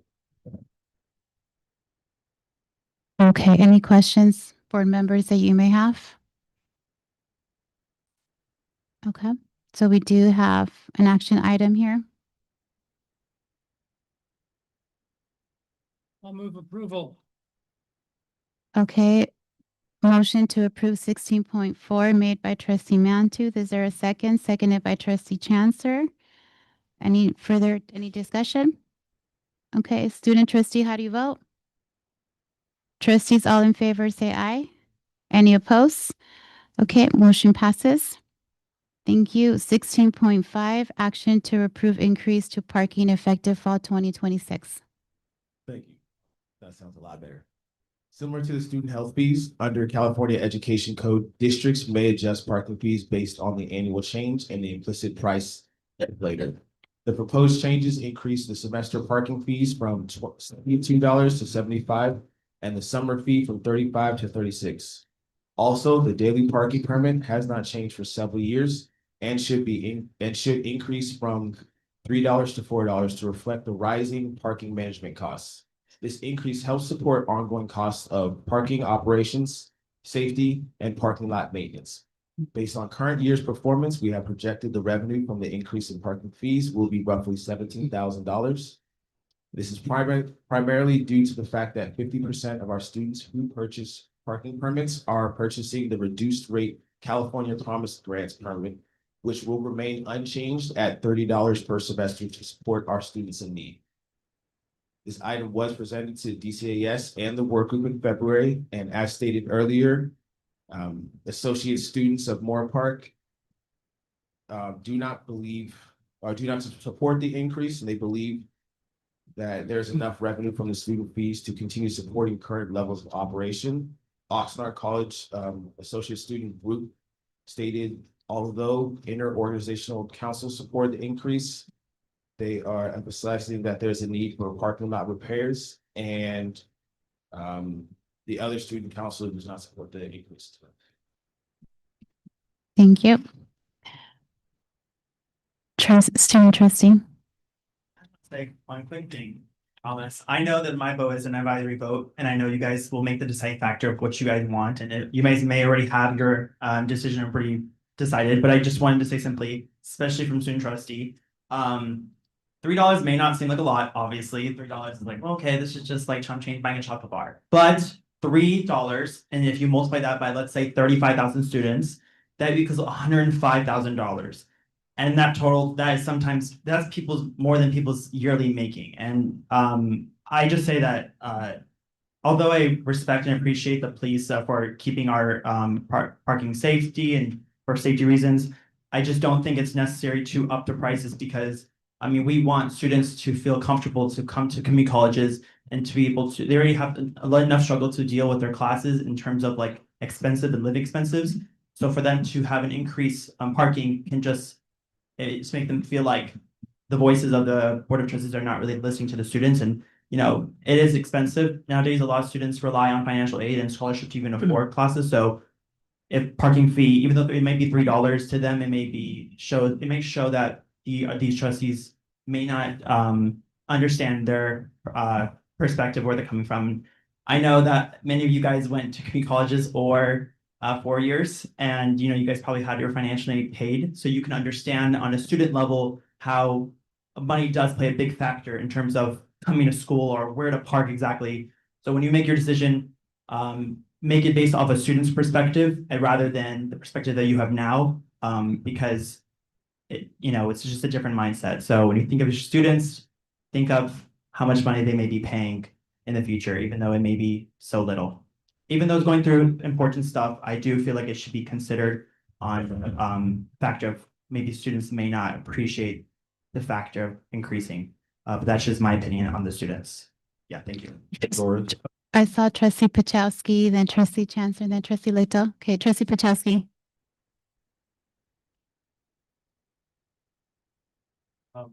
It wouldn't be, we just heard from acting vice chancellor, and correct me if my apologies if I got that wrong. Column that the revenue raised from this would not be $105,000.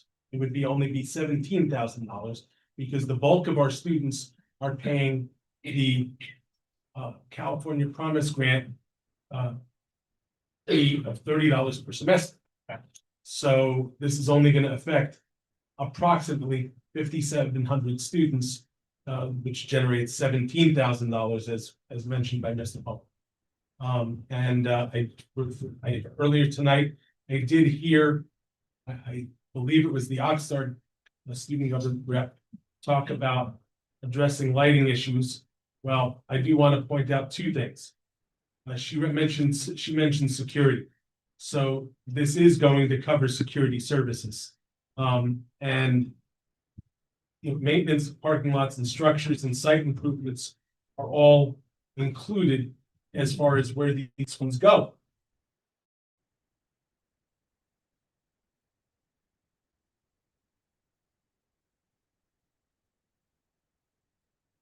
Voting to support this increase.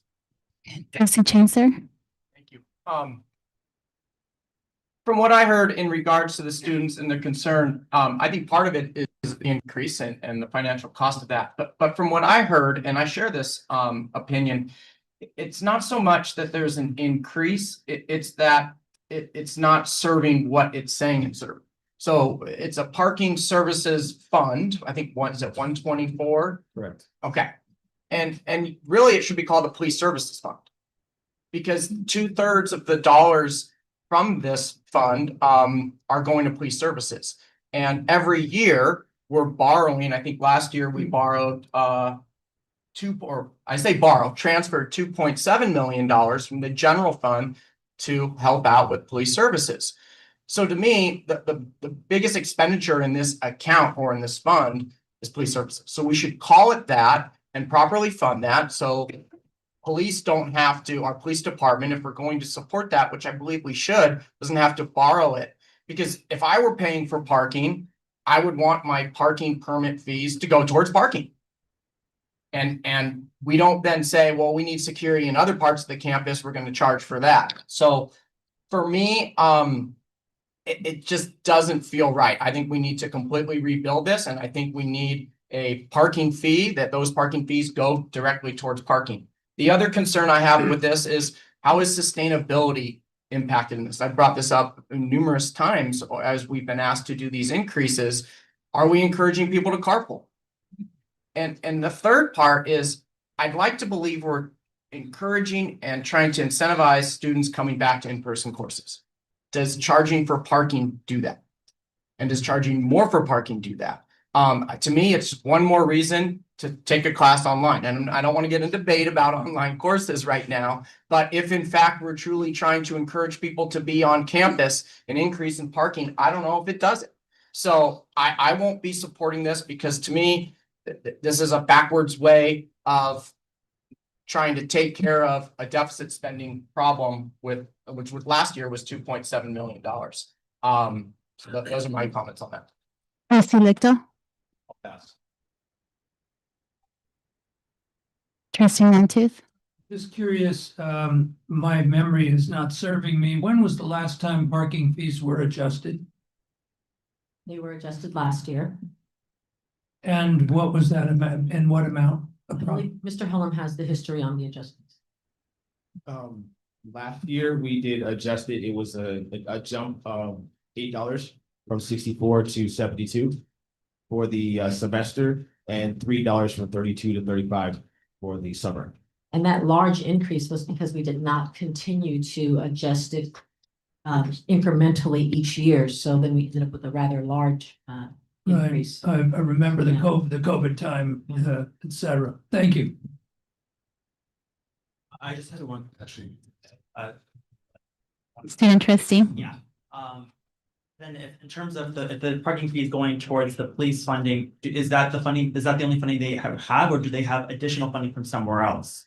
I'm just really curious if that's the case, because if police are already getting funding. The parking, of course, it's no. Of course, it's important to have police on our campuses, keeps our campuses safe, but how much budgeting are we going towards that specifically instead of actual parking specifically. To trustee Transfer's point, the police services budget is just shy of $3 million. So the revenue that comes from the parking permit licenses, these is just under 10% of their budget because we get roughly about 300,000 and 1/3 of that is earmarked specifically for parking maintenance and the 2/3 is earmarked for security of that just over 9% that contributes to their budget. Trustee Chasky? Really more. Yes. That may be all we agree on. Okay, any other comment? Trustee Lichtel, you still want to pass? Yeah. Okay, so I know for myself, rarely do we hear from our students really taking a position on certain items. And I know when we hear from our associated student governments who come and represent our student body, and our student body, especially coming to us and saying, this is a fee that it's too much for us.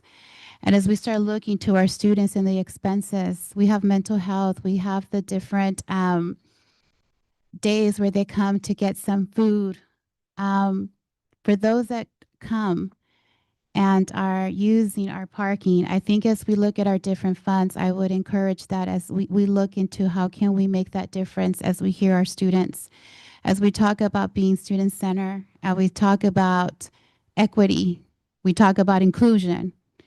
And what does that look like when we have our students coming to us saying, this is too much for me to pay. I don't have that within my means right now.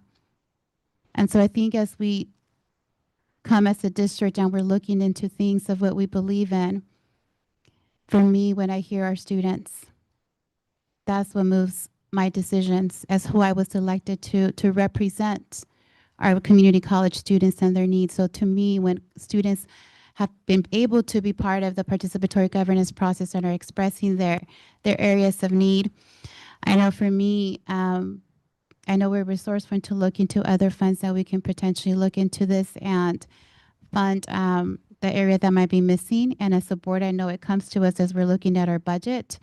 And as we look at our budget and we have now the voice of our students, we can look into ways that we can make the difference or that may be missing. So I know for myself, I won't be supporting also this item because I believe that perhaps there's different ways that we can look into funding this. Trustee Lichtel. On the agenda, changes, item 16.4 reads, approve increase to health fees effective fall 2026 has been revised to indicate the Moore Park College Associated Student Government does support the proposed fee increase. So I just want to be clear that our last remaining student, besides yourself, in the audience, is supportive of the fee increase. Health Center, we're on 16.5 with the parking. That's okay. But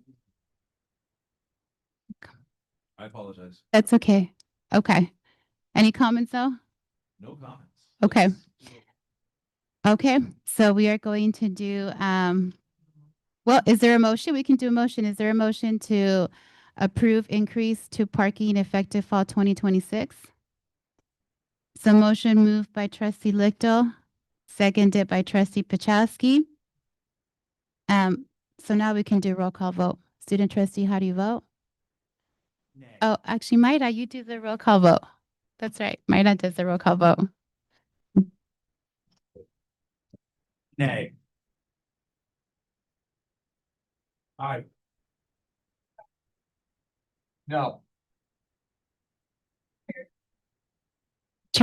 Oh, No. Yes. okay, so motion fails. So motion fails.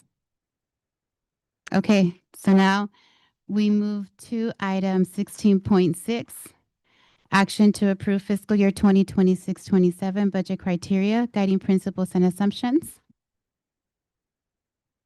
Before I go into the guiding principles, I just want to start to say, today, we will be discussing or bringing to the board the three narratives that are the start of our development budget process for 2027. So with that, the guiding principles and budget assumptions are an essential step in developing the district's annual budget. These criteria and assumptions establish a foundation for projecting revenue, allocating resources, and guiding the budget development process through its various phases, culminating in the adoption budget that is presented to the Board of Trustees for approval each September. The initial budget assumptions within the narrative are preliminary in nature and reflect the best and most current information available from both internal and external sources, including the governor's January budget proposal from 2026 to 2027. As the year progresses, the district continually updates its assumptions, budget, and projections whenever significant and reliable information becomes available. Budget revisions and updated assumptions are regularly presented to the Board of Trustees throughout the year as new information emerges from the district and colleges, as well as the state's budget development process. With that, at this time, we respectfully submit this report to the Board of Trustees for approval as presented. Torres, Trustee Lichto. I move to approve 16.7 as presented. Second. Okay. So we have a motion by trustee Lichto, seconded by trustee Mantuz to approve the budget criteria as presented. Student Discussion. discussion. Did you make a motion for 16.7 or 16.6? 16.6. Okay, 6. got it. Okay. Don't confuse me. I'm already there. I'm working on it. This is a piggyback and I'm not trying to belabor it, but there is a section in the criteria and it's titled Police Services. And it gives a little example and it states right here, approximately 2/3 of the funds budgeted to police services or $2.7 million came from unrestricted funding through district-wide services. The district estimates parking revenues to remain at a constant level, resulting in continued support for police services through district-wide services, unrestricted funding. I'd like to see our police services not needing continued support. In other words, borrowing from the general fund. I'd like to see a set budget for them that they can work with, and that I find that a much cleaner way of doing it. So I would suggest that this, if there's board consensus, in exploring a change on that line item. Chair Torres, Trustee Lichto. I concur with trustee Chancellor that our police department should be fully funded without the need for us to tap our students to fully fund that item.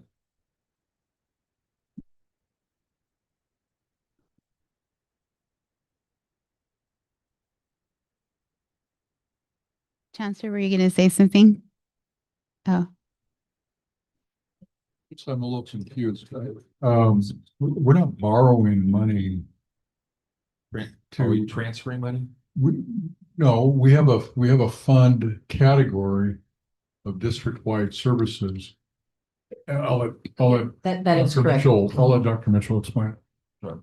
We do have a category of district-wide services. Included in district-wide services are things such as utilities, police services, those things that impact all three of the campuses. And the police services budget is allocated within district-wide services. That is a transfer from the general fund to that particular category, from 111 to that org. So it is funded from general fund. So what about the conversation that money is transferred from parking fees to support the police department? There is an allocation from the revenues from parking fees that also supports the police services and also supports some of our maintenance for the parking lots. So it's more than one funding stream. Right, and so here's a thought. If we did allocate funds from the parking lot to augment the police department, would there be more funds available to fix parking lots, to do these other services that might be related to parking lots, lighting and so forth that we heard about? And then maybe eventually, because we do all those projects, this would allow us to reduce the cost. So I think if what I heard from trustee Chancellor is correct, I would advocate for a breaking out of those two items, one parking lot budget, so to speak, based on dollars received from student parking fees, and a fully funded police department. That does not rely, and maybe a separate line item, maybe its own, not as part of utilities and district-wide services, but its own, just like we would do with other programs. Sure. Trustee Chancellor. I think the best way to sort of make sense of this, at least for me, was looking through the budget document and looking at Fund 124. Because when you look at Fund 124, there is a deficit and it shows it there. And to me, it's not a clean way of doing business if every year we're saying this part of this fund is short $2.5 million. And that's what we're projecting. Versus having a fund that says the police department needs this much, we're going to fund it, and it will work within their budget like we do other departments, like the health center, for example. So that's where I'm at. Any other comments? No. From Just want to say that Dr. Mitchell? Streams of funding for our parking maintenance as well. We don't have it all in one fund to fund these operations. Richard, on the police services fund, the deficit that they're referencing, is that just the contribution from parking that we budget that way? I'm pulling up. Yeah, to reference the item, I'm sorry. I think that's. Yes, that's correct, because, so what you're Maybe looking. if I can make a suggestion, this is probably needs a little more explanation and understanding of what's actually happening. And I would say that having that come to the AFC committee is a little more information so we can understand, because sometimes what it looks like isn't really telling the story of what's actually happening. So I would just recommend that rather than make and this isn't, I don't mean this as in any kind of a derogatory way, but it's kind of an uninformed change right now. We probably need to get more information on what we're actually talking about. If we need to make a change, we can make a change. But I'd make that suggestion. Okay. So Trustee Pachowski, were you going to say something? I don't want to talk about police services, aside from the fact that they should be completely funded. I'm looking though at the section on police services, and I noticed the section right above it. And it talks about food service and childcare center. And it says these auxiliary these enterprise auxiliary funds count for business operations that can be managed similar to private enterprises. These activities will be budgeted, assuming they are self-supporting. It's high time that we offer hot food on all 3 of our campuses. We need to make this a priority.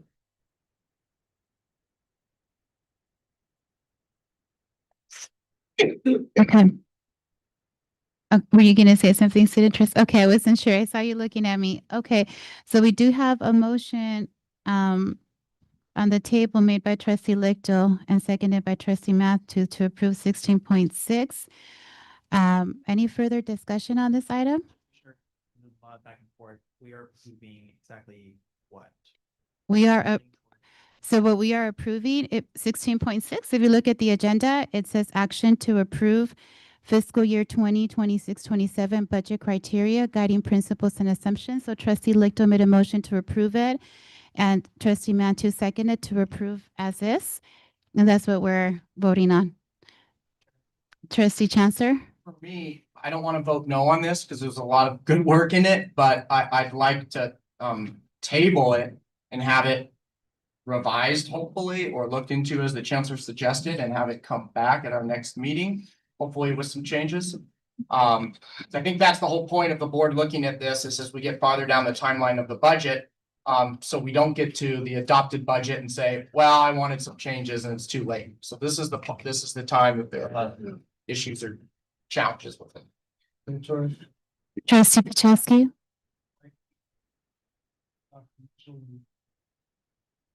As far as whether or not tabling this would cause a problem for our budget. You know, Yes. Dr. Mitchell, I'm not sure if you heard trustee Pachowski. Okay. I had a feeling that question was coming and my laptop is dead, so I ran back here to see if I could see the timeline of our submission to see if we can bring this up.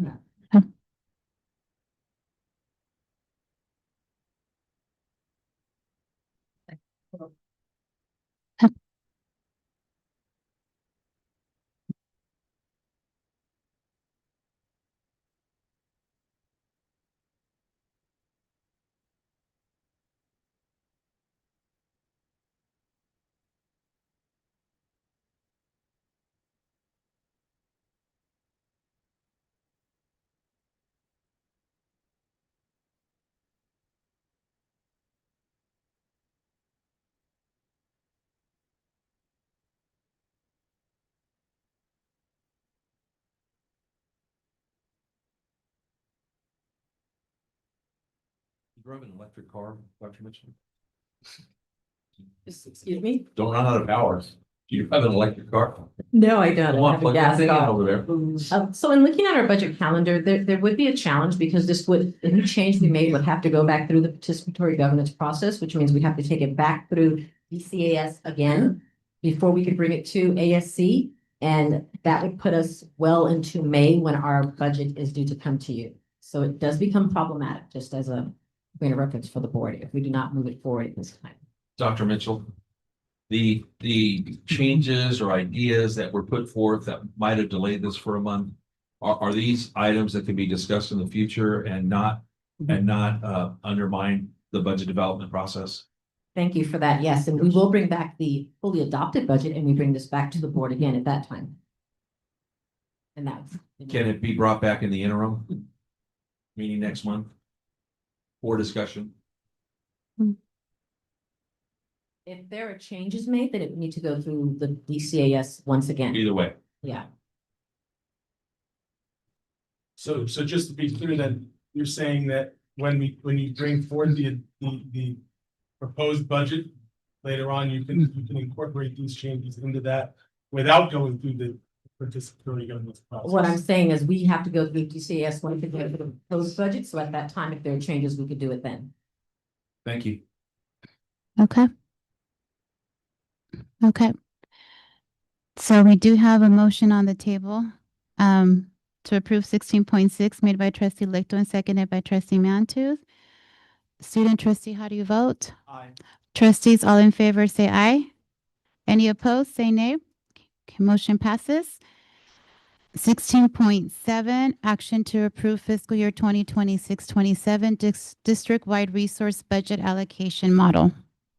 Thank you. The budget allocation model is the methodology we use to distribute the unrestricted general fund revenue across the districts.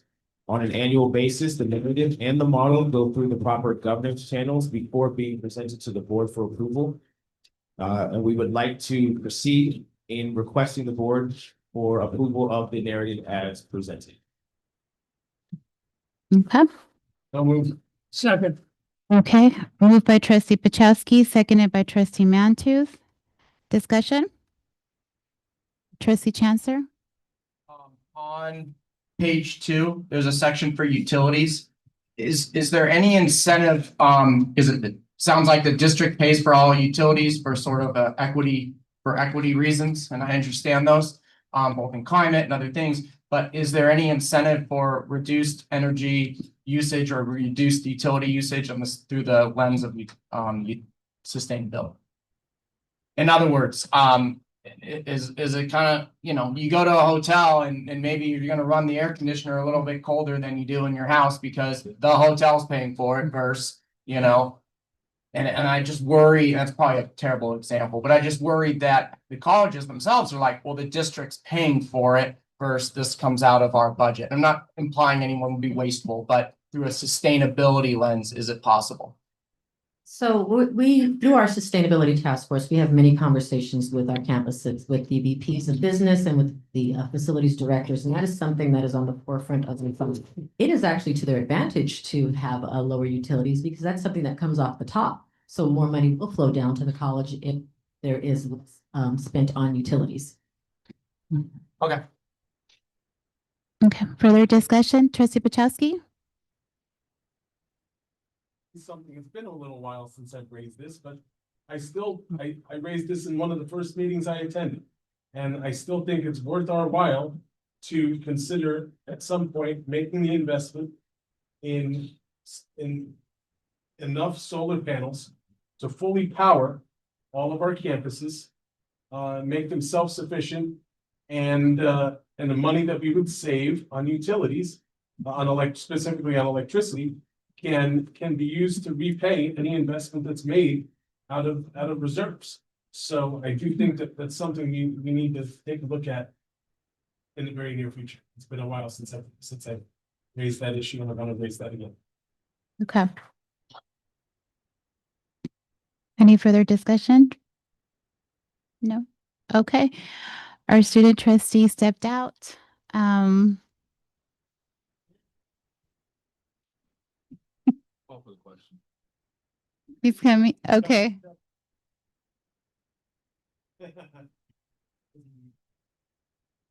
We're ready to vote on 16.7, and it is to approve the 2026-27 district-wide resource budget allocation model.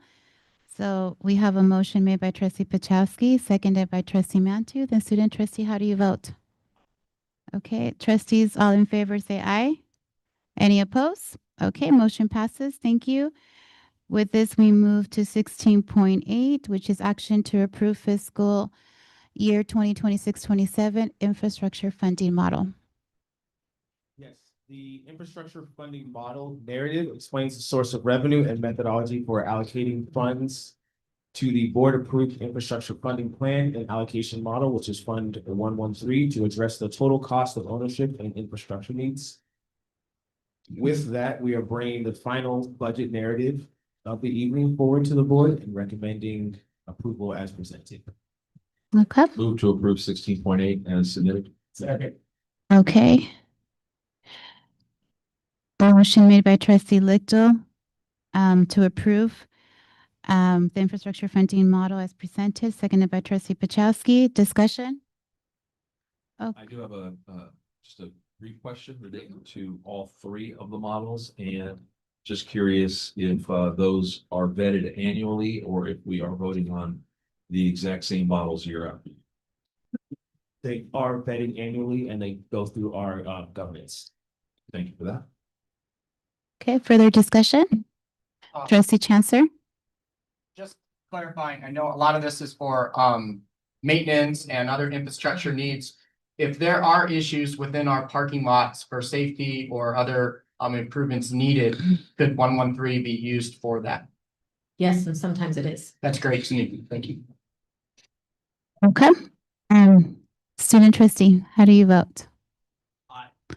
Trustees, all in favor say aye. Any opposed? Motion passes. Thank you. We have 16.9, which is action to approve the acceptance of the annual audited reports for fiscal year ending June 30th, 2025 for the Moore Park, Oxnard, and Ventura College Foundations. The annual audited financial reports for Moore Park, Oxnard, and Ventura College Foundations for the fiscal year ending June 30, 2025 have been presented to the board. In accordance with the California Education Code, each foundation is required to submit its audited financial statements annually to the Board of Trustees on or before April 1st. I am pleased to report that all three foundations received unmodified or clean audit opinions from their independent auditors. The Oxnard Foundation audit did identify one material weakness and two significant deficiencies related to internal controls over financial reporting. These matters have been reviewed with the foundation and corrective actions are beginning to take place and being addressed. Each foundation board has reviewed and accepted its respective audit report, and we are now presenting them to the district board for formal acceptance. And for clarification, that was an immaterial. Immaterial. We also do Fine. have a representative from each one of the foundations to answer if you have any questions. Trustees, any questions? Trustee Pachowski? each of the foundations change their auditor?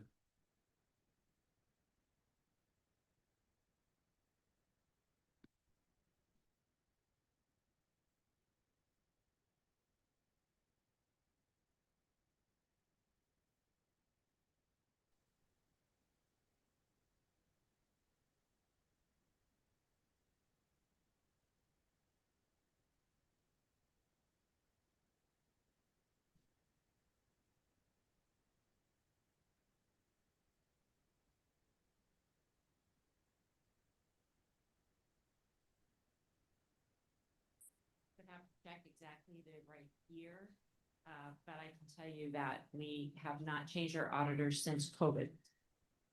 That much I know. Okay. Any other questions? Oh, Moore Park I'm College. here, I'm here. I didn't hear the question.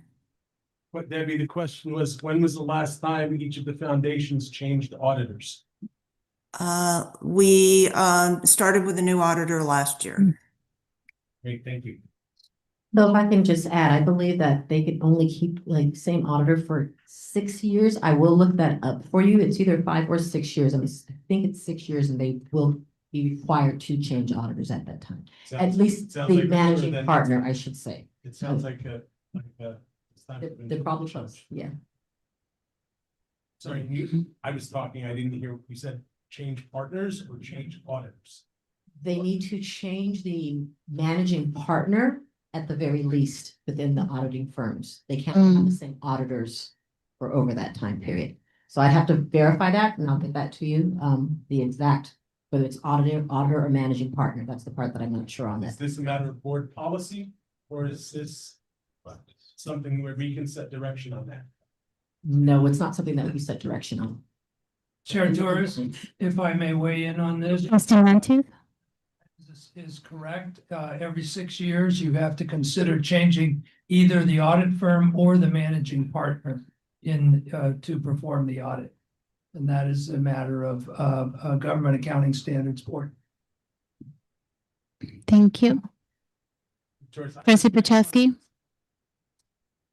I'd like to see them actually change audit firms as opposed to changing the managing partner. Because getting a fresh set of eyes on the audit, I think that's important. Okay. It's not the managing partner. The managing partner is still on the same firm. But it's a different set of eyes. Chancellor McLennan? I just want to, thank you. I just want to check with our foundation directors. Your financial, your audit, these processes, are they governed at all by your boards and your board bylaws? Yes, short answer. I can give you a much longer answer.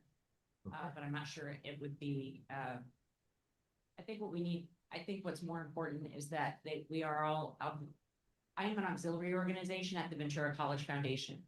And there is an auxiliary manual in California EdCo. So while I can't, I'm not prepared tonight to tell you what that auxiliary manual says. I can tell you that we are not under government standards because we are independent 501c3s from the standpoint of the IRS. So we're a little bit different. We're a quasi-governmental agency, not a governmental agency. By virtue of the fact that we are auxiliary organizations. Okay. Thank you. Any further questions from the board? Okay, so we do have an action item on the floor. We need a motion. Love to make a motion. I'll second that. Okay, so is your motion to approve? Yeah. Okay, so we have a motion made by Trustee Chancellor to approve acceptance of the annual reports for fiscal year ending June 30, 2025 for the Moore Park, Oxnard, and Ventura College Foundations, seconded by Trustee Mantooth. Student trustee, how do you vote? Trustees, all in favor, say aye. Any opposed? Okay, motion passes. Thank you. Trustee Lichtel? Move to approve 17.1 as submitted. Second. Okay. So we have Trustee Lichto, who moved to approve action 17.1, the abolishment positions at Oxnard College and Ventura College is submitted, seconded by trustee Pachowski. Any discussion? Trustee Chancellor? Just a thank you to HR for some of these action items to abolish positions or to lay off positions and finding homes for bumped employees and employees that were unfortunately laid off. So I just wanted to thank HR, in particular Gloria Benuelos, for working hard to do that. It means a lot. Thank you. Student trustee, how do you vote? Trustees, all in favor, say aye. Any opposed? Motion passes. 17.2 was pulled from our agenda. And so with this, we move to 18.1, institutional effectiveness and action to approve Moore Park College curriculum. Trustee Mantooth. Items 18.1, 18.2, and 18.3. Second. Okay.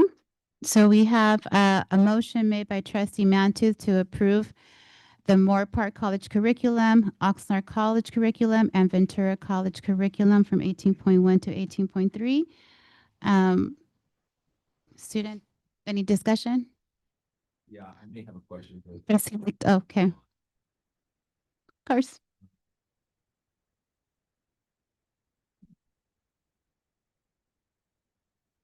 I don't see the item on there, so I have no questions.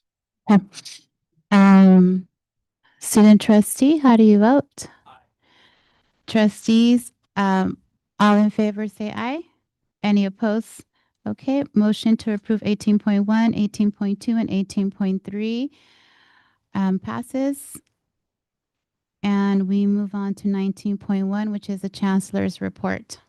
We have a brief report included with tonight's materials. I won't go read out. If there's any questions, I'm happy to answer them. But the other thing that I was asked to do is talk a little bit about CCVC 2035. And so the board approved that work, the body of work that was created through the last academic year at the August board meeting. Since that time, through the 3 college presidents, we've been working to, part of the goal, there's a two-phase part. One is creating the buy-in and the direction of the plan with our vision, mission, values, and certainly the 4 guiding goals, really looking at district-wide collaboration, especially those things we have in common in our service to this community. The other part of that was, frankly, to do a couple things with resetting the language of planning, making sure that we're all using similar language in our plans. So decreasing sort of the variability and the unevenness in that across the colleges and the district. And the other is alignment of the timing of the planning processes so that we're seeing a concerted effort to have the work of the colleges aligned. And then the third was just alignment in general, just to make sure that, if you recall, the work of CCVC 2035 started with the colleges.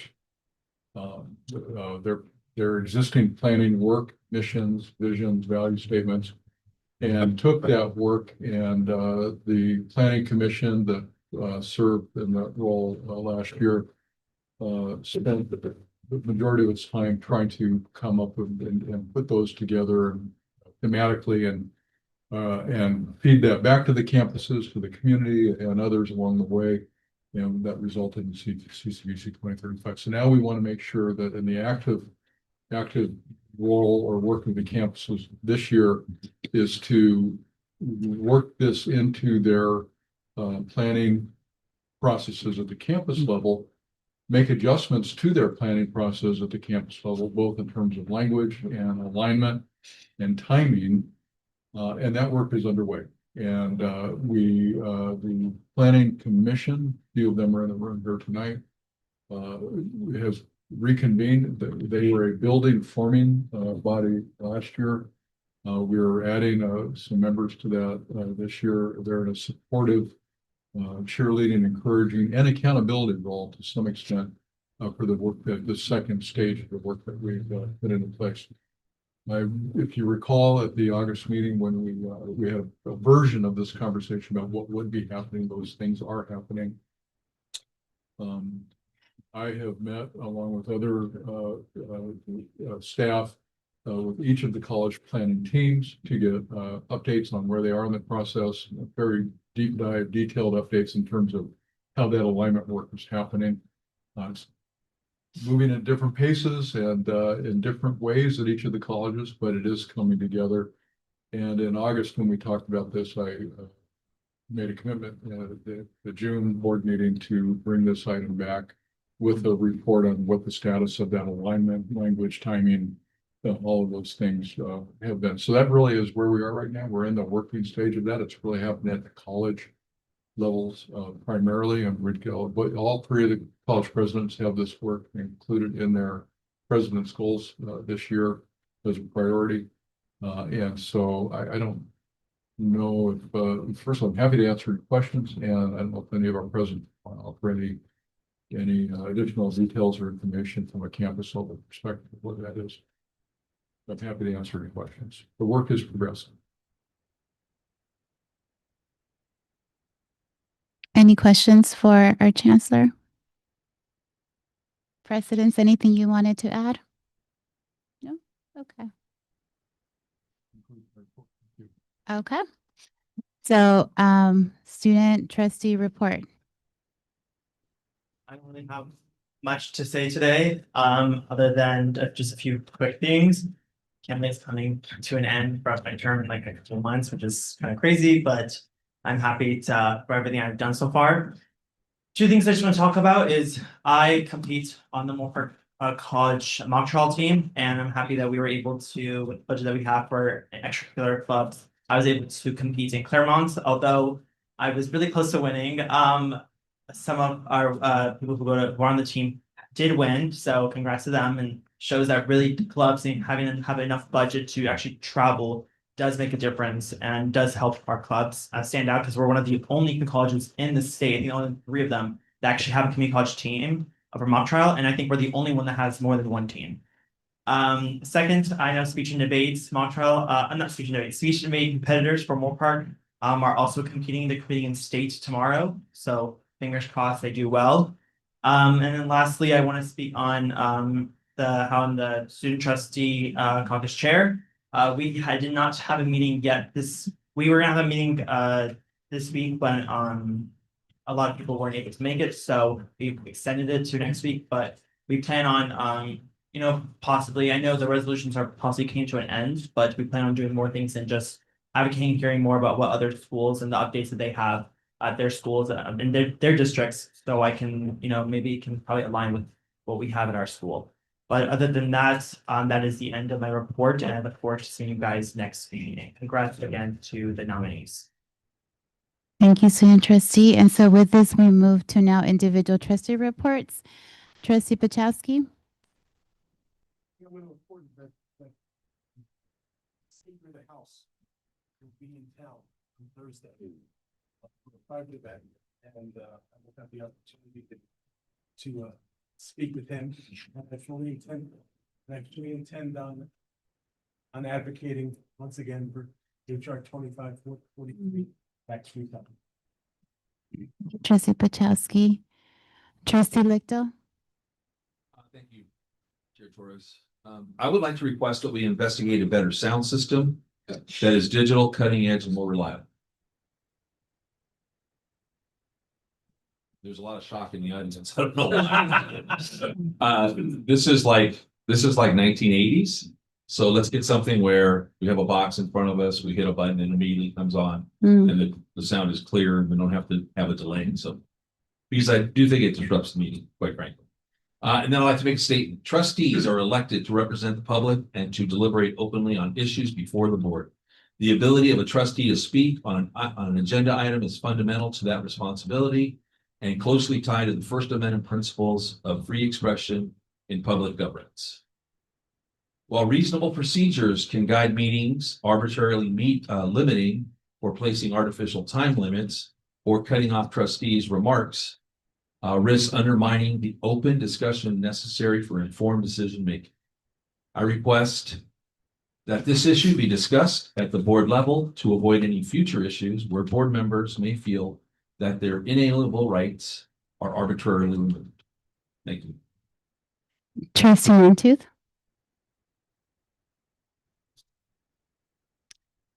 Trustee Chancellor. I have a few things. I wanted to echo trustee Byczowski's comments earlier about food services. Ironically, I think our student housing project at Ventura College may force that issue to the to the front and center, which is, I think, a great thing and a much needed thing. On a frustration point, I was sad to hear that the community project windows for Congress opened and closed. And once again, we did not submit anything. The board was not involved in creating a list, or the colleges did not create a list and therefore did not submit anything. And I'll tell you, when we invested a lot of money sending trustees to Washington, DC, and we heard loud and clear from our members, like, hey, submit something. We want to support you. And another year came and passed. So I was really frustrated today to hear that. On a much lighter note, I took my son to a financial aid workshop at Santa Paula, to the East Campus. And I'll tell you, I went as a dad, so I didn't announce that, like, I'm doing a trustee visit. And the smiles, the support there, and I don't doubt that it's at all three of the colleges. My son takes most of his classes at Ventura, some at Moore Park. But the assistance that was provided was remarkable. And he left there. We both entered the building confused about the whole world of financial aid, and we left with a completed FAFSA and hopefully some good news coming, as he's going to be transferring or entering higher ed as he goes along. I thank you for the update on student housing and the future of the sign. I think that'll be really helpful for people to see where that building will be. And one other thing, I didn't bring it up in the HR document or in the HR consent item, but I would like to look at provisional positions, and some of them being year after year the same person. To me, when I think of these provisional positions that we approve, it's a very temporary thing, a month, maybe 6 months, at most 12 months. But when I've been informed that some of the individuals that are taking these gigs, it lasts multiple years. So that's concerning to me, because to me, if you're going to work for an organization, a public organization, you should be onboarded, you should have benefits, seniority, and such. So those are some of the things. And, tonight was a tricky meeting, and we got through it, and the leadership by Chair Torres might not have been what everyone was looking for, but you got us through it, I think, with dignity, and I think I applaud you and thank you for doing that. And it was a tricky situation, but at the end of the day, I think we did the work that we needed to do. So thank you. Thank you. And I will share, as the chair, there's multiple responsibilities you have. And there's a reason why we have some type of a procedure. But we have our Robert's Rules of Order, or we have what we adopt as a district. And as a chair, you allow everybody to be able to be speaking. You allow opportunities to have an item coming to us and for discussion, and then moving forward, because we have other items to be discussed. We have 2020 VCCCD ground rules and a board vision that we all agreed that we would abide by. I'm looking at accreditation standards of where we've been in the past, and as I'm seeing conversations unfold, I'm looking for the best interest of our district, of where it comes to us. And so as the board chair is always coming from a place to look, as we as an entire board made an oath to protect and to defend our Constitution, but also the Ventura County Community College District, where we chose to run for office, and we had people elect us and trust us to be able to ensure that our students continue to receive the services, the funding that we need. We have been at risk of accreditation in the past. So when you're sitting in this chair, you do wear multiple hats, and you're wanting to give everyone, and you do, the opportunity to speak. And there's a moment when we need to move the items forward and to ensure that we don't risk our accreditation, because it will have a direct impact on our students. I listen to the conversation, and we look at morale of our staff. And so I start listening and trying to, at the same moment, determine everybody has spoken, and when is it that we continue moving forward with the work. I listened to what all trustees say, and there will be a place to discuss those items. And I heard clearly there is a board policy that needs to be revisited to look at when is it that trustees are able to approve, more so approval as opposed to ratification. And so I was listening to the conversation. To me, that's what really stood strongly, was more so approval of a policy instead of ratification. And I saw the focus was going more towards a specific position, when in reality, I was listening. The board is saying, we want to have an opportunity to approve positions before they come to us, and what does that look like? I heard that that was going to be happening through one of our committees that Trustee Pachowski sits in to look at that policy.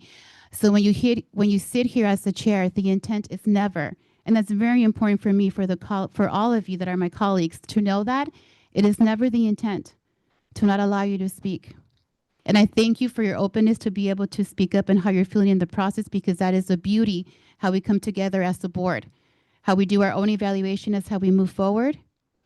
And I'm glad that we can discuss how we feel, and that I'm also able to express to you the decision-making process and deliberation that I have to make as I'm here to look as how we move this district forward. So with that, I agree that we should have discussions, and that's why as we look at our calendars, that professional development workshop with ACCT is so crucial, because there is where we take a look as the board. We can revisit our ground rules, we revisit our policies, we speak to each other, and that is the importance and the critical reason why to have the ACCT professional development workshops, which I know that they're scheduling them. So with that, I do want to thank the board for your openness, for being able to speak. I want to thank the entire team who's here, who's brought in their reports, everyone here who's representing from the different senates. I know our students left. I don't know if they're watching online, but thank you for everything that you do. Thank you for responding during moments perhaps that can be of crisis, but we lead with dignity. And it doesn't matter what comes our way, everything will be okay, because we are a team. We are the Ventura County Community College District, and we are here to lead our students. We all have resources, we all have talents, we all have gifts, and we come together, and you are entrusted to go lead in our colleges, to be able to bring harmony, to be able to bring peace, to be able to lead with that dignity and letting our students know everything is going to be okay. And change sometimes comes when we least expect it, but we move forward together as the team that we are. The reason we have the strategic plan, the 2035, is specifically to be able to guide us. It's our North Star when we come through so many different things coming our way, from the policy level, trustees, from the college level, from the courses. So with that, on behalf of the entire board, thank you very much for everything that you do on our campuses. We are here to support you. We appreciate the feedback as we look into our budgets, we look into our policies. And as for me, enjoy St. Patrick's on Tuesday. I know Josefa's wearing already her green, representing Oxnard College. So that is the end of my report. I know that somebody else is wearing Teresa too. So this, we move to 21.1, which is request for future items. There is a calendar listed with the items that trustees have expressed, but if you don't see your item, please let us know so we're able to include it. And then anything else that you want to make sure that gets on this calendar. Trustee Pachowski. Mentioned on at least two occasions, you mentioned Robert's Rules of Order. But as you recall, Right. one of our previous Right. discussions, Right. you're not obligated to follow Robert's Rules of Order. And so future agenda item, I would like to request that We look into that. 2000 Policy Committee will look into parliamentary procedure. Absolutely right. Submitted to you once. And so that is one of the policies, Trustee Lichtel and I, that we can look at. And then I know that Trustee Pachowski at one point had submitted potential ones to send. And you're absolutely right. You're correct. Anything else from trustees? Yeah, board items to discuss. Is there? But she's not, is that withdrawn right now? Okay. As I mentioned previously, I think that the important work that we do is discussing about our philosophy and the way that we want to approach education at the higher level. And so I would encourage us as a board to undertake some of those discussions as opposed to some of the procedural things that we tend to spend a lot of time on, maybe through different meetings, but DEI would certainly be one of those. Several other items came up today, and take policy stances and understand each other from the standpoint of our own point of view as we represent 1/5 of the county each, roughly. And I think that we need to engage those discussions more so as opposed to just the mundane issues that we face. I'm taking trustee Lupto. Okay, anything else? Okay. So with this, we are adjourning our meeting at 10:52.